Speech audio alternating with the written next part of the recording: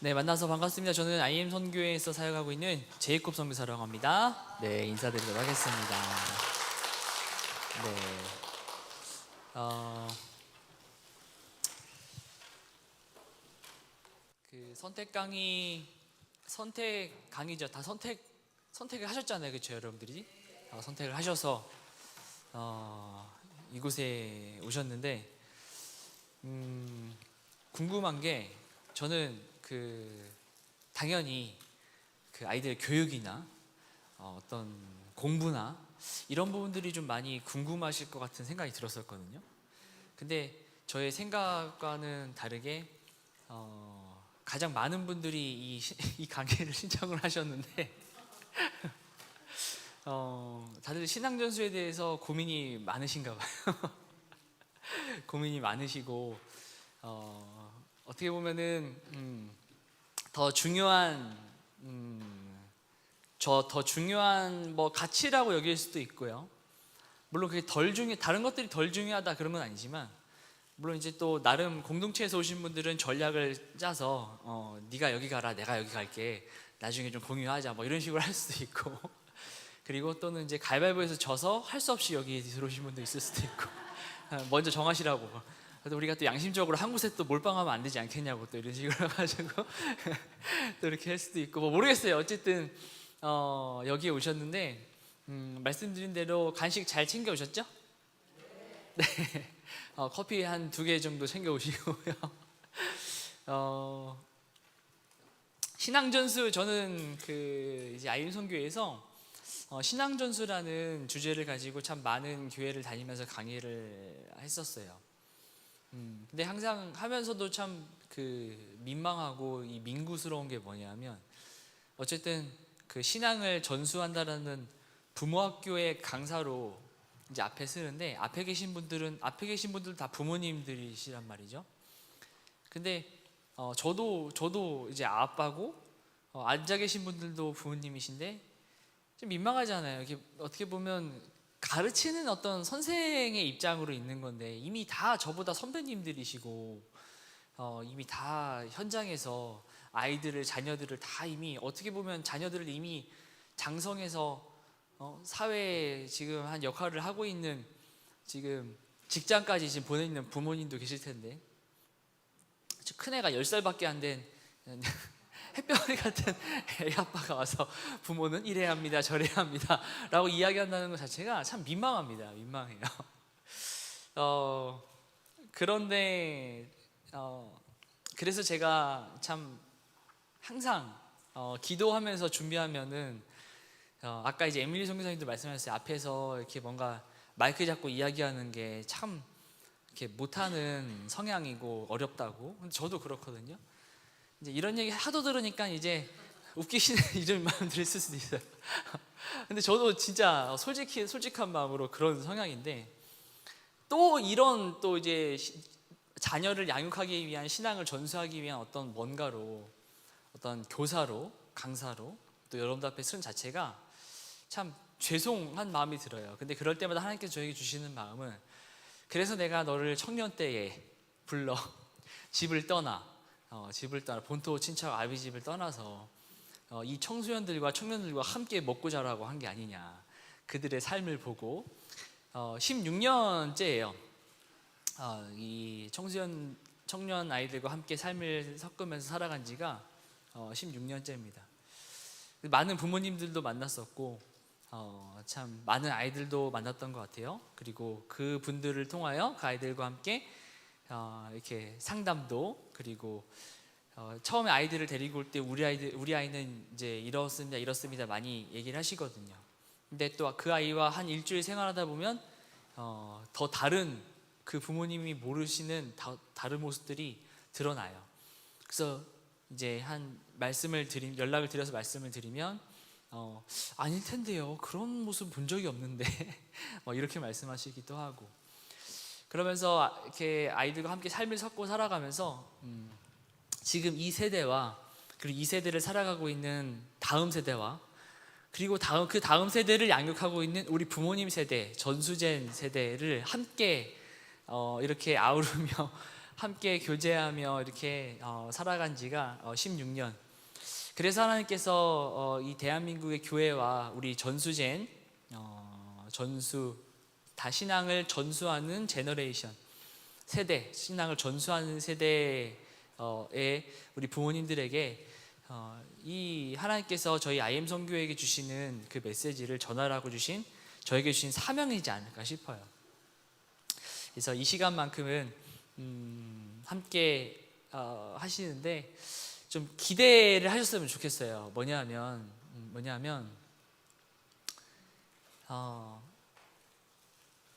일단 기대감이 없으면 힘듭니다. 이 강의 자체가 부모님들의 관심사가 주로 된 그 공부법과 아이들의 성향과 이런, 그러면서 당장 아이들에게 적용할 수 있는 그런 강의가 아니에요. 굉장히 원론적인 강의이기 때문에 잠깐 그 놓치면 여러분들이 다른 곳에 가 있을 수가 있어요. 제가 분명 말씀드려요. 물론 오늘 또 피곤하실 수도 있거든요. 어젯밤에 되게 늦게 주무시고 평상시 일찍 주무시는 스타일이신 분들 있잖아요, 그렇죠? 그 삶의 루틴이 나는 10시에 무조건 자야 돼, 9시에 무조건, 이런 분들인데 어제 12시 넘어서까지 있으면 오늘 분명 이 시간에 옵니다. 그가 와요. 그래서 여러분들 안에 지금 이 시간은 은혜 받는 시간이다 이렇게 생각해 주세요. 내 은혜를 놓치면 안 된다. 나 오늘 하루 은혜 없이는 오늘 하루 살아갈 수가 없다. 이 쇠잔한 이 육신 가운데, 피곤한 육신 가운데 나에게 주시는 은혜가 없으면 하나님, 저 이 캠프 가운데에서 저에게 주시는 말씀이 없으면 저는 돌아가지 않겠습니다라는 그런 각오를 하시기를 부탁드립니다. 아시겠죠? 네, 왜냐하면 저도 그런 마음으로 올라왔습니다. 분명히 어른들이라서 이렇게 조시는 분, 주무시는 분은 없어요. 우리 애들처럼. 우리 애들 솔직하거든요. 졸리면 그냥 이러고 자거든요. 애들은 그냥 졸리면 피곤하고 지루하면 이렇게 그냥 고개 숙이고 해요. 근데 우리 부모님들은, 어르신분들은 안 그래요. 근데 그냥 자기도 모르게 이거는 조는 게 아니에요. 이거는 내 의지는 내 얼굴은 당신을 향해 있지만 내 눈은 지금 내 의지가 아닙니다라는 어떤 표시인데, 이건 제가 이해해 드릴 수가 있습니다. 네. 그런데 요건 안 됩니다. 아시겠죠? 그리고 간혹 가다가 강의를 들으시면서 제가 이제 하다가 이렇게 쓰거나 아니면 같이 성경을 보자거나 할 때가 있는데, 자, 우리 다 같이 한번 성경 볼 때 하는데 끊임없이 저를 바라보시는 분들, 이런 분들도 안 돼요. 이런 분들은 이 자리에 없는 분들이에요, 지금. 아시죠? 생각이 다른 곳에 계신, 그래서 눈은 뜨고 있고 얼굴도 저를 향하지만 다른 곳에 계신 분들이 간혹 나오시거든요. 그럴 때마다 얼마 안 되시니까 제가 딱 지명을 해드릴게요. 저기 어디 가시면 안 됩니다. 이렇게 제가 지명해 드리니까 네, 같이 가시면 좋겠어요. 16년이라고 말씀드렸는데 저희는, 제가 처음 여기 왔을 때에는 물론 지금도 열정적이지만 제가 2008년도에 25살에 여기 처음 왔을 때, 그때는 정말 이것도 장소도 여기에 한 절반 정도 되는, 절반도 안 돼요, 예배당이. 근데 거기에 정말 그 예배와 찬송과 그 찬양과 그 파워댄스의 열기 정말 어마어마했어요. 제가 처음 왔을 때도 깜짝 놀랐었거든요. 근데 아이들이 정말 많이 변하고 많이 바뀌어요. 그러니까 밖에서, 여기 오기 전에 밖에서 내가 살았던 삶이 잘못된 삶이구나를 깨닫고 여기 와서 이제 내가 그러지 말아야겠다, 좀 제대로 살아봐야겠다고 다짐하는 아이들도 많았어요. 그러면서 저희가 외쳤던 것은 이제 들어보셨는지 모르겠지만, 이제 10대 때 비전 받고 20대 때 준비하여 30대 때 나라 민족을 바꾸자, 이거 구호로 엄청 외쳤거든요.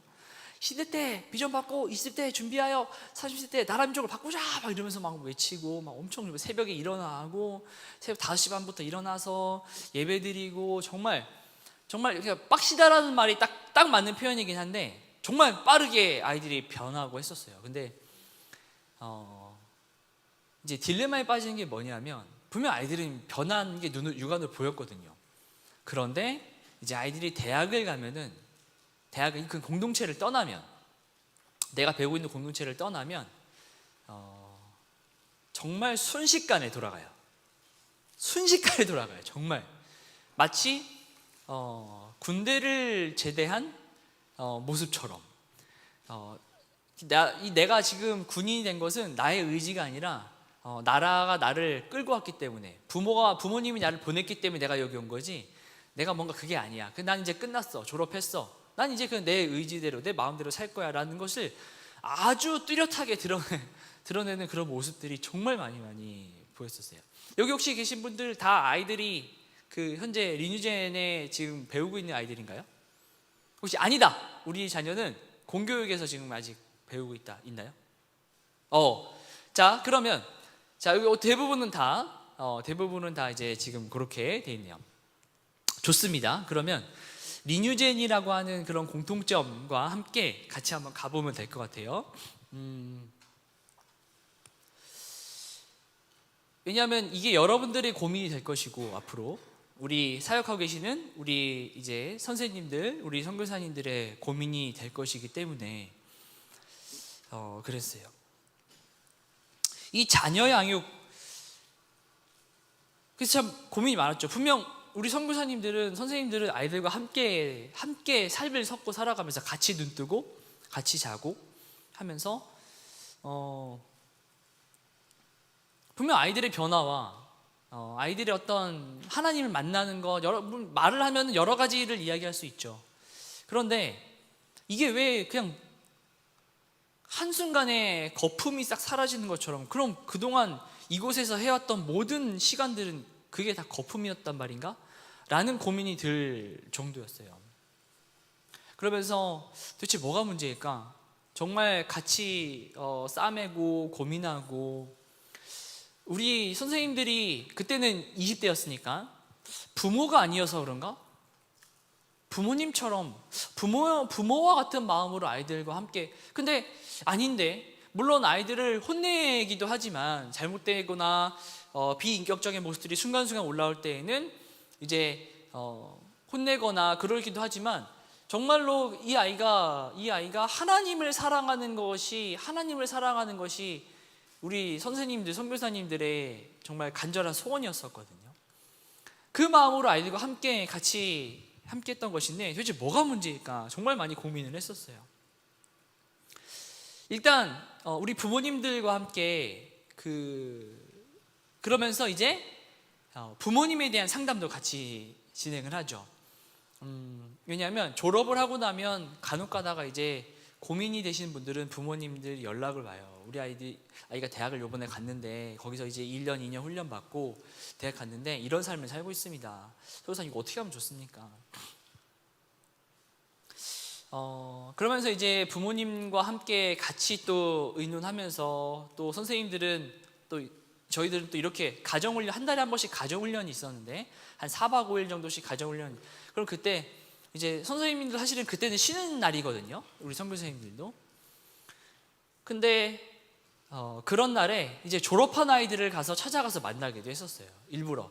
왜냐면 만날 수가 없으니까. 이제 그 아이들은 이제 졸업을 했고 이미 했기 때문에, 그래도 한 번 더 만나서 한번 또 이야기라도 나누고 같이 한번 또 삶을 또 다잡을 수 있으면 좋겠다 싶어서 일부 선교사님들은 가정훈련 기간에 이제 그 지역으로 가서 그 아이와 함께 밥을 먹고 함께 시간을 보내면서 대화를 하고, 같이 또 우리가 하나님 나라 백성으로 어떻게 또 살아가야 되는지를 같이 또 나누고, 그렇게도 하고, 그러면서 또 부모님도 또 따로 만나고.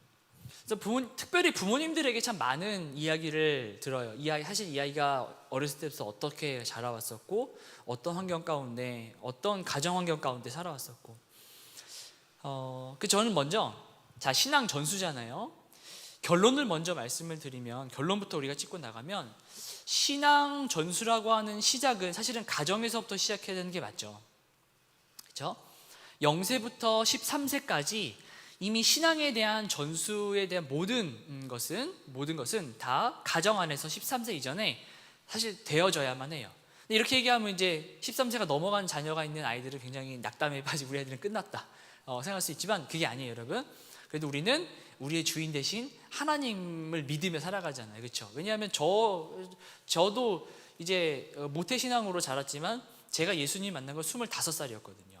그러니까 그런 하나님의 전적인 은혜가 또 함께 또 하나님이 계획하신 때가 있기 때문에 걱정 안 하셔도 돼요. 그런데 중요한 것은 우리 아이가 이 세상 가운데에서 어떻게 살아가기 위하여서 결정되는 가치관과 그리고 세계관과 모든 그런 마음들은, 인격들은 바로 0세부터 13세까지 가정 안에서 이루어지는데, 그것이 바로 뭐다?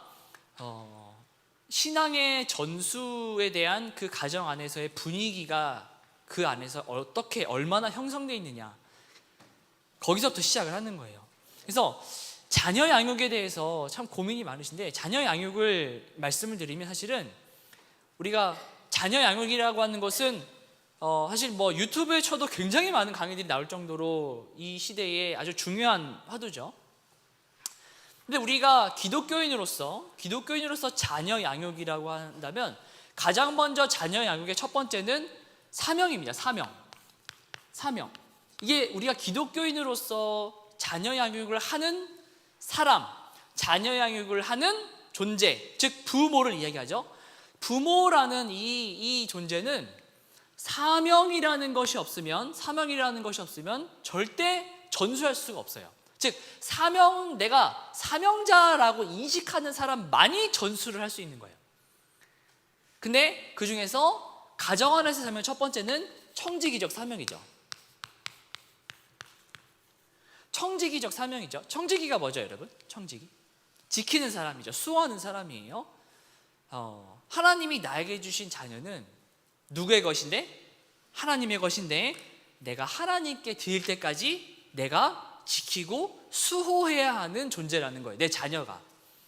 언젠가는 하나님께서 이 자녀를 쓰시고 사용하실 것인데 그럼 그 전까지 나는 이 아이를 잘 양육하고 이 아이를 수호하고 지켜야 하는 존재로 나의 가정 가운데 나에게 엄마로서 아빠로서 이 아이를 보내셨다라고 하는 사명감으로부터 시작한다는 거예요. 전수라는 것은요. 이 마음이 없으면 시작을 할 수가 없죠. 청지기적 사명으로부터 시작을 하는 거죠.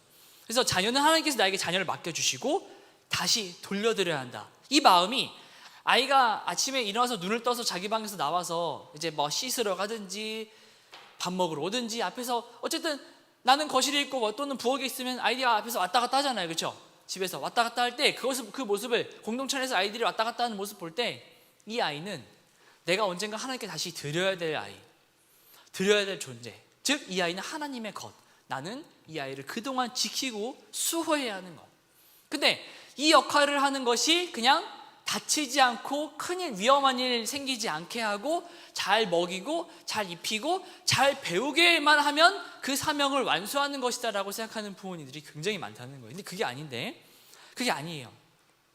내 소유가 아니냐. 일단 그렇기 때문에 청지기로서 이 아이를 바라볼 때 가장 먼저 첫 번째 가져야 될 자세는 바로 주인된 자세예요. 근데 여기서 그 목자가 양을 칠 때에는 그 양들은 목자의 것이 아니죠. 보통 양을 치는 직업을, 성경에서 양을 치는 직업을 가진 존재들은 다 종들이란 말이에요. 그죠? 그 가정 안에서 가장 낮은 계급, 어떤 지위에 있는 사람들이 양을 치러 가죠. 근데 그 양은 분명 자기 것이 아니죠. 주인의 것이란 말이에요. 주인께 돌려드려야 돼요. 그럼 자기는 뭐예요? 이 양을 그냥 풀 먹게만 하고, 그죠? 안전하게 지키고, 물론 그 역할도 중요하죠. 그런데 이 양의 수를 불리는 것도 목자의 역할이에요. 수를 불리는 것도, 물론 동시에 안전하게 지키는 것도, 잘 먹이는 것도, 잘 재우는 것도. 근데 먹이고 재우는 것이 이제 청지기니까 나는 그럼 청지기로서, 부모로서 이렇게만 하면 되겠네. 근데 실제로 나중에 사회에서 어른이 돼서 살아갈 것은 너니까, 즉 인생은 너의 것이니까 너가 네 인생을 살아가야지. 엄마는 네가 네 인생을 살아갈 때까지, 아빠는 네가 네 인생을 살아가기 전까지 너를 그냥 지켜주고 보호해주고 너를 가르치는 역할이야 라고 생각하는 부모님들이 정말 너무너무 많다는 거예요. 근데 그게 아니에요. 첫 번째는 주인된 자세, 나의 것이라고 하는 주인된 자세. 근데 중요한 건 나의 것이 아니죠. 여기서 많이 헷갈리는 거예요. 주인된 자세인데 주인이라고 스스로 헷갈리는 거예요. 근데 주인은 분명 아닙니다. 자녀에게도 동일해요.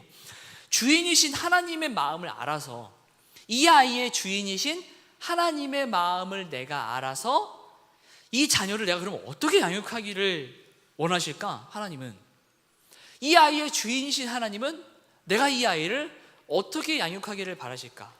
라고 하는 것이 아빠와 엄마가 식탁에 앉아서 논의를 하는 것부터 시작을 하는 거예요. 근데 여러분, 우리 부모님들도 계시고 어머님만 오신 분도 계시고 하시지만, 혹시 아버지만 오신 분 계신가요? 그죠? 이 남자분들은 절대 혼자 오지 않아요, 이런 자리. 그죠? 당신이 가야 내가 가지 어떻게 나 혼자 가냐 이러면서 이제 같이 이제 끌고 그렇게 간다. 아무튼 뭐 어머니들은 오시는데 아버지만은 이렇게 쉽게 오시지 않더라고요. 여러분 한번 상상을 해보세요.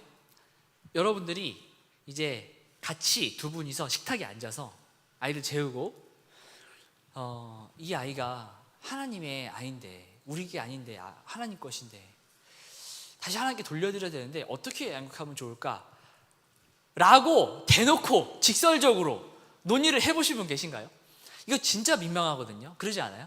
그냥 뭐 나도 교회 다니고 당신도 교회 다니니까 우리가 잘 교회 다니고, 아이도 잘 교회 다니고 잘 섬기고, 교회에서 우리도 잘 섬기니까 뭐 식당으로 아니면 뭐 이렇게 뭐 남성교회 여성교회 어쨌든 교회에서 막 잘 섬기고, 우리 아이들도 그렇게 잘 봉사하고 잘 순종적이고, 이렇게 뭐 이렇게 막 특별히 막 이렇게 모나지 않고 이렇게 참 두루두루 둥글둥글 사람들과 함께 이렇게 잘 하면 되지 하면서, 근데 가끔씩 이제 문제 터질 때마다 왜 그러냐, 도대체 문제가 뭐냐, 문제가 터질 때마다 이제 이거 어떻게 하면 좋을까, 이제 이렇게 시작하죠. 그런데 아무 문제가 없는데도 식탁에 모여서 앉아서 이 아이가 하나님의 것인데 우리가 청지기로서 어떻게 이 아이를 양육하면 좋을까라고 이걸 입 밖으로 꺼내서 이야기를 한다는 것 자체가 굉장히 민망해요. 부부지만. 그래서 여러분, 이거 시작하려면 굉장한 용기가 필요한 거 아시죠? 이거 갑자기 우리 어머니도 계시지만 갑자기 남편분 불러놓고 먼저 이야기하시잖아요. 뭐 그런 걸 뭐 그냥 뭐 하면 되지 뭐. 그러니까 신앙에 대해서만큼은 이렇게 특별히 가족끼리는 더 그것을 대놓고 이야기가, 문제가 터져야, 딱 문제가 터져야 우리가 하나님 안에서 뭔가 이렇게 이야기를 하지, 매일매일 매 순간순간 내 정체성이 무엇이고 우리가 누구이기에 앞으로 어떻게 하면 좋을까, 어떻게 준비하면 좋을까, 먼저 이런 거 얘기하면은 이제 나 잘 못하니까 나 들으라고 지금 이야기하려고 하는, 이렇게 생각을 하는 분도 많이 계셔요. 그러니까 좀 소홀하거나, 내가 지금 소홀하거나 하니까 괜히 막 한번 와서 좀 이야기 좀 하자고, 나한테 지금 막 뭐라고 하려고 지금, 당신이 그러면 되겠냐, 아빠로서 그러면 되겠냐고, 그러니까 이런 얘기 하고 싶으니까 지금 나한테 그런 얘기 꺼내는 거 아니야, 막 이렇게 이런 분위기가 이제 형성이 돼요. 그러니까 뭔가 같이 함께하면 좋겠는데, 이야기를 하는 것도, 가정 예배에 대해서 하다못해 가정 예배에 대해서 이야기하는 것도, 우리 예배 좀 드리자라고 하면, 당신은 예배를 드리려고 안 하니까 지금 예배를 드렸으면 좋겠어 라고 막 지적하는 것처럼 들리는, 이게 참 아시죠? 어떤 느낌인지 아시죠? 그런 분위기들이 형성이 되는 거죠. 근데 여러분, 이거 어쩔 수가 없습니다. 뭐 이거에 대해서 해답을 드릴 수는 없어요. 부딪혀야 되는 부분이에요. 함께 시작을 해야 되는, 민망하지만 그렇게 아내가, 남편이 그렇게 생각을 하더라도 분명 누군가는 시작을 해야 되는 부분인 것이죠. 근데 이게 없다 보면 제가 우리 부모님들한테도 이런 질문 많이 해봤거든요. 여러분들에게도 한번 제가 질문해 볼 테니까 한번 속으로 대답해 보셔요. 아이가 어땠으면 좋겠어요? 만약에 아이를 불러 앉혀놓고, 얘야, 나는 너가 이런 사람이 됐으면 좋겠어, 이런 사람이 됐으면 좋겠어 라고 만약에 얘기를 해야 될 자리가 있다 라고 하면 뭘 이야기하고 싶으셔요? 무엇을? 여러분, 대부분 그거 아십니까? 아빠는, 엄마는 다른 거 필요 없고 너가 행복했으면 좋겠어, 그냥 너가 뭘 하든 너가 행복했으면 좋겠어. 여러분, 이거 잘못된 건가요? 이거 솔직히 이게 아니, 그렇게 얘기하면 안 되지라고 이야기하실 분도 있으신가요? 아니죠? 솔직히 내 자녀잖아요. 내 자녀가 불행하기를 바라는 부모가 어디 있습니까? 행복하기를 바라죠. 그리고 또 이렇게 아빠가 엄마가 삶을 살아보니 다른 거 필요 없어. 너만 행복하면 돼. 너가 직업이 뭐든, 너가 어떤 사람과 결혼을 하든, 너가 어떤 삶을 살아가든, 너가 어떤 대학을 가든, 왠지 또 이렇게 이야기하는 부분이 또 쿨해 보이잖아요. 스트레스 주지 않아. 그냥 엄마는 너가 행복하면 돼. 얼마나 딱 그 위해주는 말 같아요. 너가 행복하면 돼. 너만 행복하면 좋으면 돼. 기쁘면 돼. 근데 여러분, 이거 굉장히 아시죠? 무책임한 말인 거. 이거 정말 무책임한 말이거든요. 너만 행복하면 돼. 그러니까 너가 뭘 선택하든 행복할 수 있는 걸 선택해. 행복할 수 있는 걸 선택해. 여러분, 하나님께서 우리를 엄마로 아빠로 불러주실 때는 그게 전부가 아니에요. 아빠로 엄마로서 그렇게 바라는 건 네, 맞아요. 당연할 수 있어요. 아이가 행복하길 바라는 건 맞죠. 여러분, 주님께서는 뭐라고 말씀하셨죠? 앞으로 너희가 가야 될 것은 좁은 길이라고 하셨거든요. 예수님을 따르는 제자는 좁고 그 길이 협착하다고, 좁고 험한 길이라고 하셨어요. 여러분, 좁고 험한다는 이 워딩과 행복이라는 워딩이 어떻게 연결이 되세요? 이게 잘 연결이 되셔요? 좁은 길, 험한 길. 주님은 말씀하셨거든요. 근데 우리는 자녀에게 뭘 바라냐면 너가 행복하기를 바란단 말이에요. 그런데 내가 알고 있는 신앙은, 내가 알고 있는 주님의 말씀은 우리가 주님의 제자의 길을 가길 바라고, 더 나아가서 십자가의 길을 가라고 하셨거든요. 십자가를 지라고 하셨거든요. 그런데 십자가를 지는 건 우리가 나의 신앙을 돌아봤을 때에는 그래, 십자가를 져야지. 그러면서 그래, 난 충분히 십자가를 지고 있어. 집안에 누구를 바라보니까 그래, 난 십자가를 지고 있는 것 같아. 막 이렇게 생각하시는 분도 있고, 이게 십자가이지. 근데 여러분 보세요. 이렇게 그래, 내가 주님께서 십자가를 지라고 했으니 엄마는 십자가를 진다. 근데 얘야, 너도 이렇게 살아라 라고 이야기하실 수 있겠냐고요. 십자가 지라고, 좁은 길 가라고, 험한 길 가라고. 굉장히 말끝이 안 떨어지죠. 그렇죠? 성경에 보면 요셉이라는 사람이 있어요. 요셉을 닮기를 바라셔요. 우리 아이들을 다니엘과 같이, 우리 아이들 위해서 기도할 때 다니엘과 같이, 요셉과 같이, 그렇죠? 다니엘과 같이. 여러분, 우리 아이가, 여러분들의 아이가 다니엘과 같이 되기를 저도 저의 아이가 다니엘과 같이 되기를 바라거든요. 근데 여러분, 다니엘 아시죠? 포로로 끌려간 거, 어린 나이에. 그렇게 되길 바라셔요? 요셉과 같이라고 하시는데, 요셉의 뭐 같이요? 내가 물어볼게요. 요셉의 막내 아들처럼? 요셉이 보디발 집에 들어가서 종으로 살았던 것처럼 요셉처럼 되길 바라셔요? 아니, 요셉이 성폭행 미수범이라는 누명을 쓰고 감옥에 갇혔던 그 요셉처럼 내 자녀가 되길 바라셔요? 아니면 요셉이 총리가 된 것처럼 자녀가 그렇게 되길 바라셔요? 이렇게 질문하면 대답 못 하셔요. 왜요? 내 마음 저 깊숙한 곳에는 그래도 요셉과 같이 되려면 총리의 때 모습, 그 모습처럼. 감옥은 좀 아닌데, 감옥은 좀 아니고, 종으로 팔려갔을 때 그 힘들었던 요셉의 모습처럼은 아니고, 요셉과 같이라는 그 모습은 요셉이 총리가 되어서 그렇게 하나님께 쓰임받았던 그 모습을 상상하면서 우리 아이 자녀가 요셉과 같이, 다니엘과 같이, 다윗과 같이.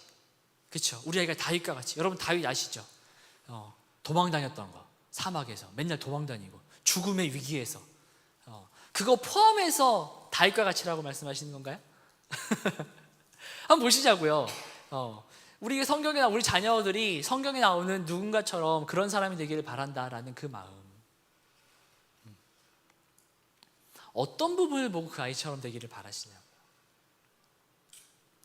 자, 이거 먼저 다 내려놓고 하나님께서 우리에게 주신 사명, 바로 성지기적 사명이라는 것부터 한번 시작을 해보자는 거예요. 여러분, 우리가 생명을 낳는다는 것,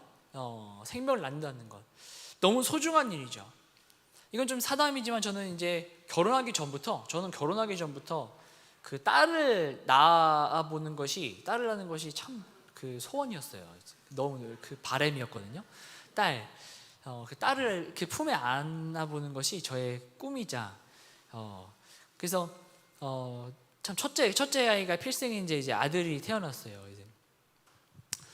그래서 물론 내 소망대로 주시진 않았지만 그래도 첫 아이니까 너무 감사하고 감격하고, 근데 이제 둘째 아이가 이제 이후에 태어난 둘째 아이도 아들이었어요. 근데 제 마음 안에 그 딸에 대한 소망을 떨칠 수는 없었어요. 딸에 대한 소망. 그래도 2명 낳는데 세 번째는 그래도 딸이지 않을까. 2명 다 아들이면 셋째는 셋째 정도 그래도 딸 정도 되니까. 근데 이제 셋째가 태어난 셋째가 아들인 거예요. 셋째도 아들인 거예요. 그런데도 이 소망함을 떨칠 수가 없어서 넷째도 낳았는데, 그래서 제가 넷째 이름을 소망이라고 지어버린 거예요. 근데 소망이는 아들입니다. 그래서 소망이는 아들이에요. 저는 딸에 대한 소망함이 있었거든요. 딸에 대한 소망이 있었는데 그건 저의 소망이고, 다섯째가 딸인가요? 근데 그 이야기를 제가 첫째 낳고 나서부터 들었어요. 주변에. 그 얘기도 들었어요. 제가 그 둘째까지 아니고 셋째부터는 자기가 정말 잘 맞춘다는 그런 분들이 이제 속속 나오기 시작하시더라고요. 셋째부터. 그러니까 둘째부터 딸이라고 하기에는 좀 뭔가 좀 불안하신가 봐요. 근데 이제 셋째를 임신했다고 하니까 셋째는 딸이라고. 그리고 기도했는데 딸인 것 같다고. 꿈을 꿨는데 제 꿈을 꿨는데 딸인 것 같다라고도 말씀하셨는데, 맞으신가요? 맞나요? 다섯째? 시도요. 네. 그렇죠. 뭐 누가 얘기해도 50%입니다. 뭐 누가 얘기해도 50%이긴 한데, 저는 그래서 이야기해요. 사실은 제 이제 아내와 함께 이제 같이 이야기를 하는 거예요. 사실 이게 더 힘든 거 아니야? 넷 연속으로 아들 낳는 게 사실 더 힘든 거 아니냐고. 딸 한 명이 낳는 것보다. 어떻게 네 번을 다 그 50대 50을 어떻게 한 곳으로만 적중을 할 수 있냐? 진짜 엄청난 일이다. 스스로. 딸만 12이요?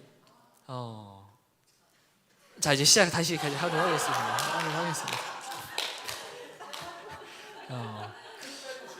네. 그래요. 엄마도 그렇군요. 아니에요. 그렇게 저를 유혹하지 말아주세요. 현혹하지 말아주세요. 네. 그렇게 넷째까지 왔어요. 참 여담인데 어쨌든, 그래서 넷째 이름을 소망이라고. 그래서 주님께서 왜 소망이라고, 저는 이제 제 딸을 낳는 게 소망이라고 했잖아요. 그래서 이 땅에 소망은 예수 그리스도밖에 없구나. 주 예수 나의 산소망. 주 예수님만 나의 산소망이지 딸이 소망이 아니다. 그래서 그냥 마지막으로 넷째를 소망이라고 이름을 짓고, 더 이상 이 땅 가운데 소망은 없다. 이 땅에 소망 없고 내 소망은 하늘나라, 내 소망은 저 천국에 소망을 두고 살라고 하는 그런 마음으로 주신 마음으로 네, 그렇게 했어요. 여러분, 자녀를 낳는다라고 하는 거, 사실 요즘 시대에 자녀를 낳는다라고 하는 거 그렇죠, 참 대단하다고 사실 많이들 이야기를 해요. 그런데 자녀가 넷입니다, 4명입니다 이렇게 이야기를 하면 많은 분들이 그러냐고 막 대단하다고. 제 친구 중에 이제 아들이 둘인 친구예요. 제 친구, 믿지 않는 친구, 대학교 친구인데 넷째를 임신했고 그 아이가 이제 아들이라고 제가 이야기를 했어요. 하는데 걔가 아들이 둘인데, 야 너는, 제가 똑같이 따라해볼게요. 진짜 넌, 걔 아들 둘이거든요. 난 진짜 셋도 아니고 넷이, 근데 넷째가 아들이라고? 난 진짜 똑같이 제가 따라하는 게 이거예요. 말을 못해요. 말을 못해요. 나도 아들 둘이 넷이 난 진짜 아들. 딱 그래요. 그러니까 근데 이제 모르는 분들이 하면 이제 보통 자녀를 계속 낳는다라고 하면은 이것이 어떻게 보면 자녀는 또 어떤 경제, 그 자녀 그 가정에 어떤 이제 자녀를 낳는다는 것이 앞으로 얼마나 많은 재정들이 이제 들어갈 것인지에 대한 연관이 되니까 돈 많이 버나 봐, 정말 이런 얘기 하셨거든요. 뭐 이런 얘기, 직업이 좋은가 보다 이러면서. 그러니까 자녀랑, 요즘 시대예요. 요즘 세대는 자녀랑 뭐랑 연결이 되냐면 무조건 돈이에요. 왜냐하면 현실적이잖아요, 그렇죠? 자녀를 낳고 이 아이를 기르고 공부를 시키고 하면서 얼마나 많은 재정이 들어가는지에 대한 생각이 드니까. 즉 자녀가 돈, 재정 또는 나의 커리어와 겸유가 되는 거예요. 그러니까 뭐냐면 자녀는 곧 희생인 거예요. 요즘 시대는 이거예요. 자녀는 희생이, 자녀를 키운다라고 하는 것은 내가 내 삶을 거기에 투자가 아니죠, 버린다라고 하는 생각이 드는 거예요. 소비를 한다. 즉 이 아이가 내 품에서 떠날 때까지 내가 얼마나 내 인생을 이제 여기다 쏟아 부어야 되는지, 내 희생이 들어가기 때문에 한 명, 두 명, 난 더 이상 희생하고 싶지 않아. 요즘 시대에는 이제 나의 희생을 거기에 두고 싶지가 않아라고 해서 자녀를 안 낳는 시대가 온 거잖아요. 그래서 요즘만큼 자녀 양육이 정말 값어치 없는 시대가 참 요즘 같은 시대가 또 있을까라는 생각이 들어요. 생명을 낳는다는 것이 요즘처럼 이렇게 가볍게 취급될 시대가 없는 것 같다. 근데 여러분, 오늘 우리는 자녀를 오히려 낳는다는 것, 특별히 자녀를 양육한다라고 하는 것, 아까 우리가 그 사명을 이야기할 때 청지기적 사명을 이야기했죠. 근데 여러분, 우리가 그리스도인으로서 자녀를 낳고 이 아이를 양육한다라고 할 때 첫 번째 그 아이를 바라봐야 될 우리의 사명은 청지기적 사명이지만, 두 번째 우리가 또 바라봐야 될 사명이 뭐냐면 역사적 사명이에요. 즉 우리가 우리의 역사적 사명을 알지 못하면, 첫 번째 역사적 사명은 역사와 사명이죠.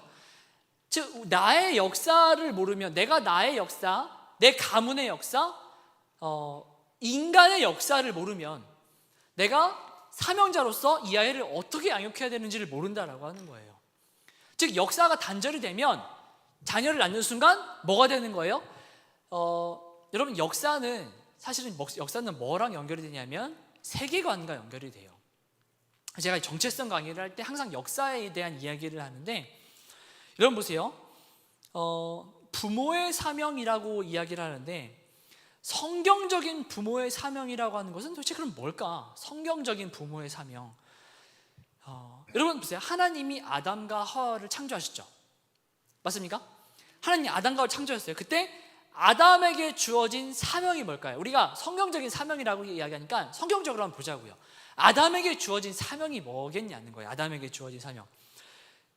아담과 하와가 하나님으로부터 창조되었을 때 그들이 받은 사명은 이 땅 가운데에서 왕 노릇하라는 사명이에요. 즉 왕은 뭐죠? 다스리죠.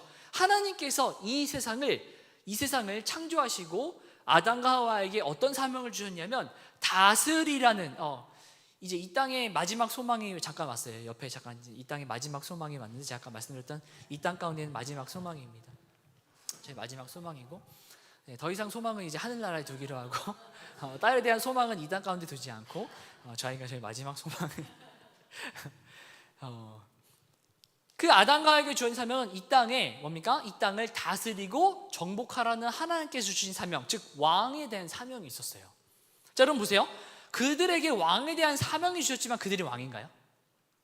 왕은 아니죠. 왕은 누구시죠? 그들을 창조하신 하나님이시고, 그들은 그 사명을 뭡니까? 대신 받은 청지기적 사명을 가진 자라는 거예요. 왕 노릇하라는 거예요. 그래서 하나님은 첫 창조 때에 이 땅 가운데 모든 그 백그라운드, 배경을 만드시고 나머지 3일은 그 틀 안에다가 다 채워 넣으셨죠.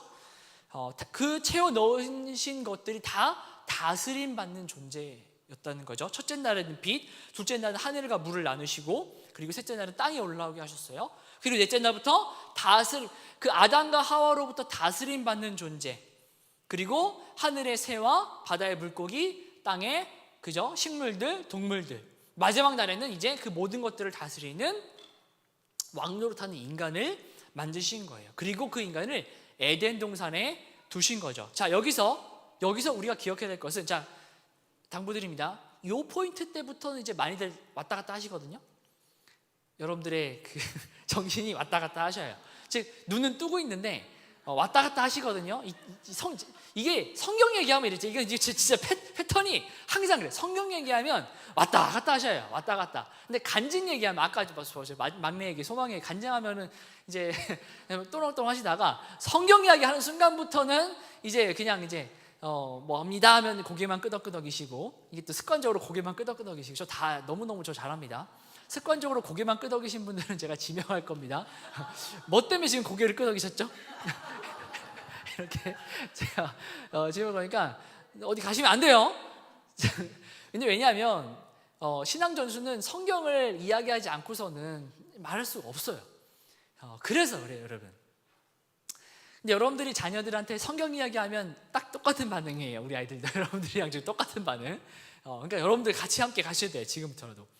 하나님께서 이 땅을 창조하신 하나님이 왕이시고, 하나님께서 인간을 대리자, 우리를, 저와 여러분들을 대리자로 삼으시고 이 땅의 왕이 되게 하신 거예요.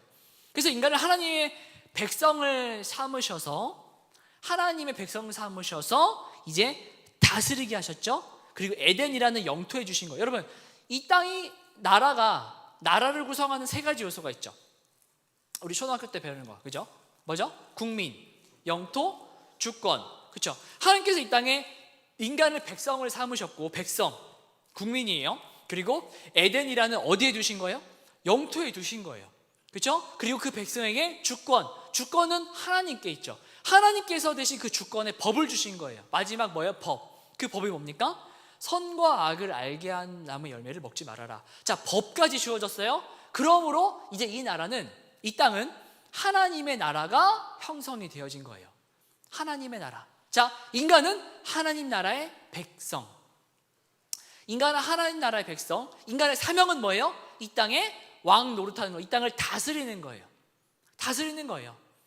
그리고 그 하나님이 창조하신 그 영토에서 백성, 땅, 법, 그 나라가 구성되는 요소를 다 주셨어요. 그래서 창세기 1장과 2장을 하나님 나라의 성립이라고 본 거예요. 여러분, 이걸 놓치시면 안 되는 게, 여러분들 가정을 형성하셨어요. 가정을 형성하신 게 동일하다는 거예요. 하나님께서 우리를 가정을 형성하게 하신 것은 하나님께서 이 땅을 창조하신 목적과 동일하기 때문에 제가 이야기를 하는 거예요. 하나님께서 이 땅을 창조하신 목적이 뭐예요? 하나님의 나라를 이루시기 위해 하셨고, 창조가 완료됨으로써 하나님의 나라가 완성이 되었어요. 맞나요? 그러면 우리가 가정이 형성된 것은 똑같이 뭐겠어요? 하나님께서 우리 가정 안에 무엇을 이루시려고? 하나님 나라를 이루시려고 하는 거예요. 그러면 우리 가정의 구성원들은 뭐가 되겠어요? 그 하나님 나라의 백성이 되는 것이겠죠. 그렇죠? 백성이 되는 거예요. 그 백성으로서 이 땅을, 그 가정을 뭐 하는 거예요? 우리 부모는 우리 아이를 뭐 하는 거예요? 수호하는 거예요. 지키는 거예요. 뭐로써요? 청지기로써요. 왕의 역할을 주신 거라고. 다스리라는, 지키라는 역할을 주신 거예요. 근데 우리가 왕은 아니죠. 부모된 왕의 주인된 마음으로 이 아이를 지키는 거예요. 수호하는 거예요. 뭘 수호하는 거예요? 이 하나님의 나라가 파괴되지 않도록, 이 하나님의 나라가 무너지지 않도록. 왜냐하면 이 아이도 언젠가 나가 무엇을 할 것이기 때문에, 결혼을 해서 엄마가 되고 아빠가 되어 하나님 나라를 형성할 것이기 때문에 그래요.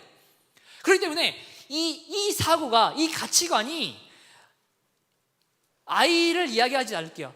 여러분들이 아내를 만나, 여러분들이 남편을 만나서 결혼한 순간부터 우리 가정은 바로 이러한 목적으로 하나님께서 이루게 하셨어라고 하는 것이 자연스럽게 그 가정 안에서 서로 대화되고, 그래서 우리의 목적은 뭐야? 우리의 사명은 뭐야? 라고 하는 것이 끊임없이 자연스럽게 나눔이 되어져야, 그 나눔을 꼭 우리 아이들한테 너는 하나님 나라 백성이야 이렇게 하지 않아도, 나와 내 부부가 서로 하나님 나라 백성에 대한 가치관으로서 서로 대화하는 그 자리만으로도 아이들은 어렸을 때부터 자라면서 그 부모를 보면서 내가 누구구나? 하나님 나라 백성이구나. 왜?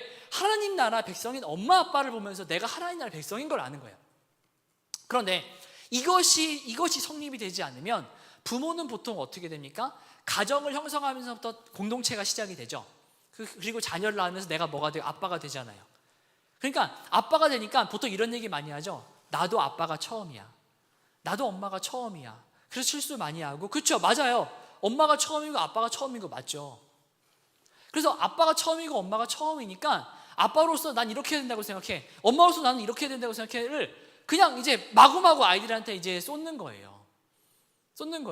물론 근데 그것이 이 세상의 도덕적 규칙으로 그것이 옳고 그름을 이야기하는 부분도 있지만, 중요한 건 내가 엄마 아빠로서 처음으로서 나는 이런 아빠로서 이런 아빠가 되어야지, 너는 내 자녀니까 이런 자녀가 되어야 돼, 이런 자녀로 성장해야 돼. 이미 그것으로부터 가치관 형성이 되는데 뭐가 되는 겁니까? 그러니까 내 자녀, 내가 처음 이룬 가정, 내가 처음 만난 내 자녀, 처음엔 너무 얼마나 감격스러워요. 그러니까 뭐가 중요하게 되냐면 우리 가정의 행복, 내 자녀의 행복, 이게 가장 우리 모든 사회 삶을 구성해 살아가는 모든 사람들의 삶의 목적이 되는 거예요. 결혼해서 우리 가정의 행복, 그렇죠? 중요하죠. 내 자녀의 행복, 이게 중요한 거예요. 이게 근데 중요한 건 뭐예요? 모든 세상의 가치관의 최우선순위가 되어지는 것이 지금 가장 위험하다는 거예요. 내 자녀의 행복을 위해선 무슨 일이든 하죠. 내 가정의 행복을 위해선 뭐든 하는 거예요. 근데 마치 그것이 멋진 아빠, 최고의 엄마, 최고의 부모로서의 어떤 모습으로 보여요. 맞죠? 세상에서 보기엔 그래요. 근데 여러분, 하나님께서 보시기에도 그럴까요? 아니에요. 하나님께서 우리에게 주신 것은 분명한 것은 뭐다? 우리는 청지기이고 우리는 사명자다라고 하는 거예요. 사명자가 양을 나에게 맡겨주셨는데 그 양을 데리고 양을 보면서 나는 너희들에게 이루고 싶은 것이 있어. 내가 하고 싶은 게 있어. 그리고 양들이 이렇게 할 때마다 너무너무 행복해하고, 양들이 이렇게 어디로 갈 때마다 그래? 나는 우리 양들이 저기로 가면 난 너무너무 행복할 것 같아. 나는 우리 양들이 이렇게 양들을 치면은 난 이렇게 너무너무 좋아. 난 너무 기뻐. 막 희열을 느껴. 보람을 느껴. 이러고 있는 거예요. 정작 그 주인이 바라보고 있는 이 양들의 주인인 그 주인께서 이 양들에서 어떤 생각을 가지고 계신지는 전혀 안중에 없이 내가 지금 이 양들을 먹이고 이 양들을 지키고 있으니까 내가 바라는, 내가 추구하는 오름, 내가 추구하는 행복, 내가 추구하는 안전은 이런 거야. 내 아이의 안전해야 하는 중요하죠. 그런데 내가 생각하는 안전은 이거야. 내가 생각하는 행복은 이거야. 내가 생각하는 행복은 내 아이가 어디 가서 업신여김 받지 않는 거야. 무시받지 않는 거야. 어디 가서 머리가 되는 거야. 내가 살아보니까 그래. 내가 양을 쳐보니까, 내가 살아보니까 그래. 그게 중요하다고 하더라고. 라고 하는 건 그런 가치관들을 심는 거예요. 지금 청지기로서 굉장한 착각하고 있는 상황 아닙니까? 그렇죠? 그래서 우리가 신앙전수에서의 가장 첫 번째 시작은 뭐다? 내가 누구인지를 아는 것으로부터 시작을 합니다. 우리 아이가 하나님 나라 백성 되기를 바라시잖아요. 그렇죠? 그래서 신앙전수를 선택하신 거예요. 근데 여러분, 하나님 나라 백성은요, 하나님 나라 백성인 부모로부터 시작이 될 수 있어요. 즉, 내가 하나님 나라 백성임을 인지하는 부모가 내 자녀를 하나님 나라 백성으로, 다시 내가 하나님 나라 백성으로 살아가는 부모가 내 자녀를 하나님 나라 백성으로 키울 수가 있다는 거예요. 그렇게 하나님의 대리자로서의 왕의 역할, 온 만물을, 그리고 또 하나, 온 만물을 대신해서 하나님을 예배하는 제사장의 역할, 아담과 하와가 받은 또 하나의 사명이죠. 왕의 역할, 제사장의 역할, 왕 같은 제사장, 그죠? 하나님을 예배하는 역할인 거예요. 하나님 나라 백성의 역할이 뭐예요? 하나님을 예배하는 것이 역할이죠. 그러니까 우리 가정이 하나님 나라라면 그 가정 안에 뭐가 있어야 되겠어요? 하나님을 예배하는 것이 당연한, 제가 문화라고 표현해요. 예배가 문화는 아니지만 여러분, 그 가정 안에서 하나님을 예배하는 것이 당연한 문화가 형성이 되어야 되는 거예요. 근데 지금 요즘에 어때요? 예배드리자라고 이야기하는 게 굉장히 눈치 보이는 가정, 누구에게 눈치 보여요? 자녀들에게도 눈치 보이고, 남편에게도 눈치 보이고, 아내에게도 눈치 보이는 거예요. 왠지 아이를 뭔가 성경적으로 키우고 싶은 것은 나만 그런 것 같고, 내 남편이 아내는 아닌 것 같고, 내 자녀는 아닌 것 같고, 예배드리자라고 하면, 아시죠? 우리 경험해 보셨나 모르겠네. 예배드리자라고 하면 진짜 온갖 죽상하고 식탁에 모이는 애들, 남편, 그리고 또 예배드리자라고 하는 얘기를 듣는 순간 내 해야 될 게 생각나는 거 아세요? 근데 갑자기 자, 우리 가정 예배 드릴까라고 하는 순간 맞다, 나 이거 해야 되는데, 나 이거 안 했는데, 나 내일 이거 좀 준비해야 되는데, 이거 막 생각나잖아요. 막 하면서, 그러면서 나 이거 좀 하고, 그러니까 뭔가 애들도 그래요. 아이들도. 그러니까 지금 그 가정 안에 어쩔 수 없어요. 미안하지만 첫 단추를 이미 오래전부터 잘못 껴서 그래요. 맞춰 나가야죠. 어쩌겠어요. 이건 싸워야 되는 거예요. 예, 이렇게 생각하셔요. 여러분, 예수를 믿으면 핍박은 당연한 겁니다. 핍박 없이 예수를 믿는다는 건, 고난 없이 예수를 믿는다는 건 뭔가 문제가 있는 거예요.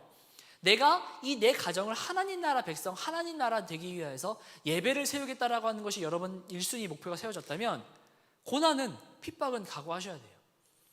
표정 보고 낙담할 필요 없으셔요. 우리 가족 아이들의 표정 보고 그냥 얼굴 안 보고 그냥 데리고 식탁 앞에 앉아서 무조건 예배로부터 사수 시작하셔야 되는 거죠. 그리고 왕의 역할로서, 그리고 제사장의 역할로서 마지막 하나님 나라 백성 되어서 그들에게 말씀을 전하고 하나님 말씀을 대언하는 선지자 역할까지. 그렇기 때문에 여러분, 그 아담과 하와 그들이 받은 하나님의 나라는 어떻게 완성이 되냐면 그 아담과 하와 둘만 있음으로 사실 완성되는 것은 아니에요. 뭐요? 자녀를 낳음으로써 하나님 나라가 형성이 되어요. 왜냐하면 너희들은 생육하고 번성하라고 하셨잖아요. 이게 무슨 뜻이겠어요?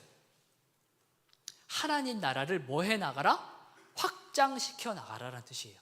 이게 우리에게 주신 사명이에요. 즉 가정을 형성했다라고 하는 것은 내가 아내를 만나 남편을 만나 행복하게 예수를 믿고 행복한 가정을 이루고, 그게 목적이 아니라 가정을 이루게 하신 것은 하나님 나라의 뭐다? 확장이다. 여러분 기억하세요? 우리가 결혼한 것은 하나님 나라 확장되게 하기 위함이에요. 하나님 나라가 확장되는 것은 무엇으로부터 시작하는 거겠어요? 자녀를 낳음으로부터 시작을 하는 거예요. 물론 둘이 모여 하나님 나라를 이루는 것부터 시작해서 하나님 나라를 이루었어요. 그럼 어떻게 확장해요? 자녀를 낳음으로써 하나님 나라 확장돼요. 그러면 둘 낳으면 확장되고, 셋 낳으면 더 크게 확장되고, 넷 낳으면 더 크게 그게 아니라 이 아이들이 뭐가 되는 거예요? 부모가 되는 것을 상상하시는 거예요. 이 아이가 엄마가 되고 아빠가 되어서 그가 뭘 이루는 거예요? 하나님 나라가 이루죠? 그렇게 확장되어져 나가는 거예요.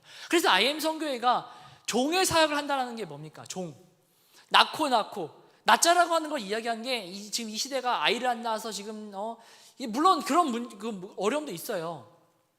문제가 있죠. 자녀를 낳지 않은 국가적 문제가 있어요. 중요한 것은 하나님 나라의 확장을 위한 거예요. 하나님 나라 확장을 위해서 우리가 낳자는 거예요. 하나님 말씀에, 그죠? 근데 여러분, 이 낳자라고 하는 이 말 안에 얼마나 많은 세월과 이게 들어가야 되는지 아시죠? 네, 물론 저도 잘 알고 있습니다. 근데 우리가 이건 이따가 하도록 할게요. 그렇기 때문에 이 하나님 나라는 후손을 낳음으로써 완성이 되는데, 이 후손에게 하나님의 뜻을 뭐 하는 거예요? 전수하는 거예요. 자, 하나님의 뜻이 뭐겠어요? 하나님의 뜻, 바로 하나님께서 어떻게 우리 가정이 하나님 나라를 이루고 우리 가정이 이루기까지 하나님이 태초에 하나님이 천지를 창조하시니라라고 하는 창조부터 어떻게 여기까지 이루어졌는지를 가르쳐야 되는 거예요. 어떻게 이 가정이 오게 됐는지. 여러분 보세요. 근데 이게 사실 연관이 잘 안 돼요. 여러분, 아담과 하와가 여러분들의 가정과 연관이 되셔요? 아담과 하와의 사건이 직접적인 연관이 됩니까? 직접적인 연관이 되는 가정이 있어요. 여러분들의 어머니 아버지 가정, 여러분들과 직접적 연관이 있죠. 지금도. 왜냐하면 명절 때마다, 또 명절이 오지만 명절 때마다 가서 얼굴 또 뵙고 만나고 할 때마다 연관을 느끼잖아요. 그렇죠? 동질성을 서로 이게 느끼잖아요. 서로 함께 같은 우리가 가정 공동체임을 느끼잖아요. 근데 아담과 하와가 우리가 같은 가정 공동체임이 연결이 되십니까? 이게 안 되죠. 안 되는 거예요. 여러분, 그래서 성경은요, 우리가 알고 다 점으로 알고 있는, 성경은 점이 아니에요. 우리가 성경적 가치관을 아이들이 가르치는 건 점적 역사관이 아니라 선적 역사관을 가르치는 거예요. 우리가 가정이 형성됐지만 너는 내 자녀들에게 너희 엄마는 나고 아빠는 나지만 우리 가정은 어떻게 연결되어 있냐면 바로 이 땅을 창조하신 하나님, 즉 에덴 동산으로부터 이 땅을 창조하신 하나님, 그리고 아담과 하와로부터 우리는 지금 연결되어서 오늘 여기까지 온 거야. 하나님의 역사가 여기까지, 우리 가정까지 지금 오게 된 거야. 즉 성경이 그냥 해리포터 같은 소설이 아니라고 하는 것을 가르쳐야 되는 거예요. 여러분, 사사기 성경이 있으신가요? 사사기 2장 10절 한번 가볼게요. 사사기 2장 10절. 사사기 2장 10절이에요. 다 같이 한번 읽어보겠습니다. 사사기 2장 10절. 제 구약 성경으로는 259로 되어 있는데, 자, 사사기 2장 10절 한번 다 같이 읽어볼게요. 시작. 그 세대의 사람도 다 그 조상들에게로 돌아갔고 그 후에 일어난 다른 세대는 여호와를 알지 못하며 여호와께서 이스라엘을 위하여 행하신 일도 알지 못하였더라. 이게 뭡니까? 이게 지금 뭐냐면 출애굽을 한 이스라엘 백성들이 가나안 땅으로 들어갔단 말이에요. 3세, 즉 2세대들이 이제 가나안 땅 1세대, 즉 출애굽을 했던 1세대들은 광야에서 다 죽고 그 광야에서 태어난 2세대들이 가나안 땅으로 들어갔어요. 그리고 그 땅에서 누가 태어난 거예요? 3세대들이 태어난 거예요. 그런데 그 3세대들이 어떻다라고 지금 성경에 나오고 있냐면 10절에 그 후에 일어난 다른 세대는 여호와를 알지 못하며 이렇게 나와요. 그리고 또 뭘 알지 못했다고 나오냐면 여호와께서 이스라엘을 위하여 하신 일을 알지 못해. 여러분 이게 중요합니다. 여호와께서 이스라엘을 위하여 하신 일을 알지 못하더라. 즉 그들의 할아버지 증조할아버지 때에 출애굽을 해서 어떻게 하나님께서 그들을 이끌어 오셨는지에 대한 것이 나와 연관이 되지 않는다라고 하는 거예요. 하나님께서 우리 가정을 어떻게 이끌어 오셨는지를 밤마다 가르치고 설명함으로써 우리가 누구인지를 그 정체성을 심어줘야 되는데, 첫 번째 하나님이 누군지 몰라. 두 번째 또 뭘 몰라요? 그 하나님께서 우리 가정을 오늘날 여기까지 오기 위해서 어떤 일을 행하셨는지, 즉 뭘 안 가르쳤어요? 역사를 안 가르친 거예요. 하나님께서 나를 오늘날 우리가 여기까지 어떻게 오게 하셨는지 그 역사를 안 가르친 거예요. 여러분 보세요. 우리나라가 지금 이렇게 이러한 삶을 살 때까지 우리 자녀들이 역사를 모르면 어떤 일이 일어나겠습니까? 일제강점기의 역사를 우리 자녀들이 모른다라고 생각을 해보세요. 모른다라고 생각해 보세요. 뭐야? 모르면 어떻게 되는 거예요? 일제강점기 때 그 고통받았던 그 위안부 그 여성들에 대한 아픔도 당연히 모르죠. 나랑 연관이 없다고 생각하니까요. 제가 물어볼게요. 없나요? 대한민국에 있는 사람들이 일제강점기 때 고통받았던 우리의 조상들과 연관이 없는 사람들이 있나요? 없죠. 우리 다 연관이 있잖아요. 어떻게 근데 우리 아이들도 그렇게 생각하고 있나요? 할 수 있죠. 왜요? 계속해서 뭘 배웠으니까? 우리나라의 역사를 배웠잖아요. 그러니까 뭐 하는 거예요? 그런 일제강점기 때 어떤 그런 사건들을 영화나 아니면 드라마를 통해서 볼 때마다 뭐가 올라와요? 분노가 올라오죠. 왜 올라오겠어요? 지금 나와? 연관이 있다 이거야. 이 사건은 분명 나랑 지금 연관이 있어. 연관이 없으면 아무런 감정이 없죠. 그래서 미국에 있는 재미 교포들의 2세, 3세들은요. 이런 일제강점기 때 이런 이야기를 들을 때 우리처럼 그런 똑같은 감정을 그들이 느껴요? 그 아이들이? 아니요, 못 느껴요. 얼굴은 똑같이 우리처럼 한국 사람일 수도 있어도 그들은 일제강점기 때 그 아픔을 이야기해도 우리처럼 똑같이 아픔을 공감하지 못해요. 같이 눈물 흘릴 수 없어요. 나랑 연관이 없다. 그들은 점이고 난 또 하나의 점이라고 생각하는 거예요. 근데 공감한다는 거 뭐예요? 그 점과 점이 서로 뭐가 있다? 연결되어 있다. 왜 이스라엘 백성들이 다음 세대가 아니라 다른 세대라고 성경에서 지금 언급이 되고 있습니까? 왜요? 전혀 나는 연관이 없다라고 생각을 하는 거예요. 그러니까 가나안 땅에 들어가자마자 뭐 하기 시작하냐면 그 가나안 땅에서 살아가고 있는 사람들의 삶의 방향을 그대로 쫓아가기 시작을 하는 거예요. 그게 이제 여기 사사기 이후로부터 시작되는 내용이에요. 여러분, 우리 아이들이 어때요? 우리가 하나님 나라 백성으로서의 그 정체성을 우리라고도 얘기하는, 우리 가정이라고 얘기하는 저와 여러분들이 하나님 나라 정체성으로서의 그것이 바로 이 성경의 역사에 근거해 있지 않으면 우리는 절대 공감할 수 없어요. 태초에 하나님이 천지를 창조하시니라라는 그 말씀 가운데 감격을 전혀 느낄 수가 없다고요. 그게 하나님이 어떤 목적으로 이 땅에 창조하셨고 어떤 목적으로 첫 번째 가정인 아담과 하와를 만드셨는지가 나랑 연결이 안 된다고요. 왜요? 하나님께서 이끌어 오신 하나님의 구속의 역사를 모르니까요. 그래서 IM 선교에서는, 그래서 여러분들의 아이들이 배우고 있는 리뉴진에서는 뭘 가르치는 거예요? 하나님의 구속사를 가르치는 거예요. 왜 가르치겠어요? 너가 성경과 상관없는 자가 아니야. 태초에 천지를 창조하신 그 창조부터 오늘 우리가 삶에 이르기까지 이것은 모두 연결되어 있어. 이것이 연결되어 있다라고 여기는 사람은 내가 하나님 나라 백성이구나 라고 그 정체성으로 살아갈 수가 있는 거예요. 근데 여러분, 이것이 바로 0세부터 13세까지 가정에서 이 교육이 시작됐어야 한다는 거예요. 어디서요? 바로 예배를 통해서요. 예배가 뭐겠어요? 하나님은 나의 왕이십니다라고 하는 우리의 행위잖아요. 이 하나님을 예배하는 것이, 나는 하나님 백성입니다. 그렇죠? 일단 책 식탁 위에 앉았다는 것 자체만으로 내가 싫든 좋든 나는 하나님 나라의 백성임을 인정하는 거예요. 그리고 그 자리에서 선포되는 것이 뭐겠어요? 바로 하나님께서 창조 때부터 우리를 이끌어 오셨던 그 역사를 끊임없이 우리 부모님들이 아이들에게 이야기를 하는 거예요. 그리고 또 창세기 또 쭉 다 이야기 어떻게 하겠어요? 매 순간 예배 드릴 때마다 조금씩 하나님이 우리 아담과 하와를 창조하셨는데, 그것은 똑같이 우리가 가정을 이루신 것, 우리 가정을 이룬 것처럼 아담과 하와도 하나님이 가정을 이루신 거야. 그리고 하나님께서는 그 가정을 이루시고 아담과 하와에게 왕과 제사장과 선지자의 역할을, 사명을 주셨지. 그게 바로 가정이야. 우리도 가정이지, 똑같은 가정이지. 그게 바로 그들의 사명인 것처럼 우리도 똑같은 사명인 거야. 그리고 그 다음에 또 넘어가서 아담과 하와가 자녀를 낳아서 가인과 아벨을 낳아서, 가인과 아벨이 어떤 하나님께 어떤 예배를 드렸고 어떤 제사를 드렸는지를 통해서 뭡니까? 하나님이 어떻게 우리를 구원하셨는지에 대한 걸 이야기하고, 그 조금씩 그렇게 하나님께서 어떻게 우리를 여기까지 이끌어 오셨는지에 대한 하나님의 구속의 역사를 끊임없이 아이들에게 밤마다 저녁마다 가르치고 하면서 우리가 이걸 잊지 말아야 돼. 절대 잊으면 안 돼. 우리가 지금 이 가나안 땅에 살고 있지만, 여러분 보세요.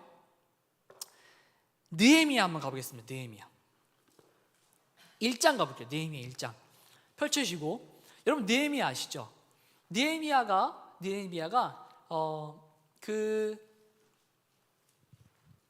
자, 1장 1절 한번 읽어보겠습니다. 시작.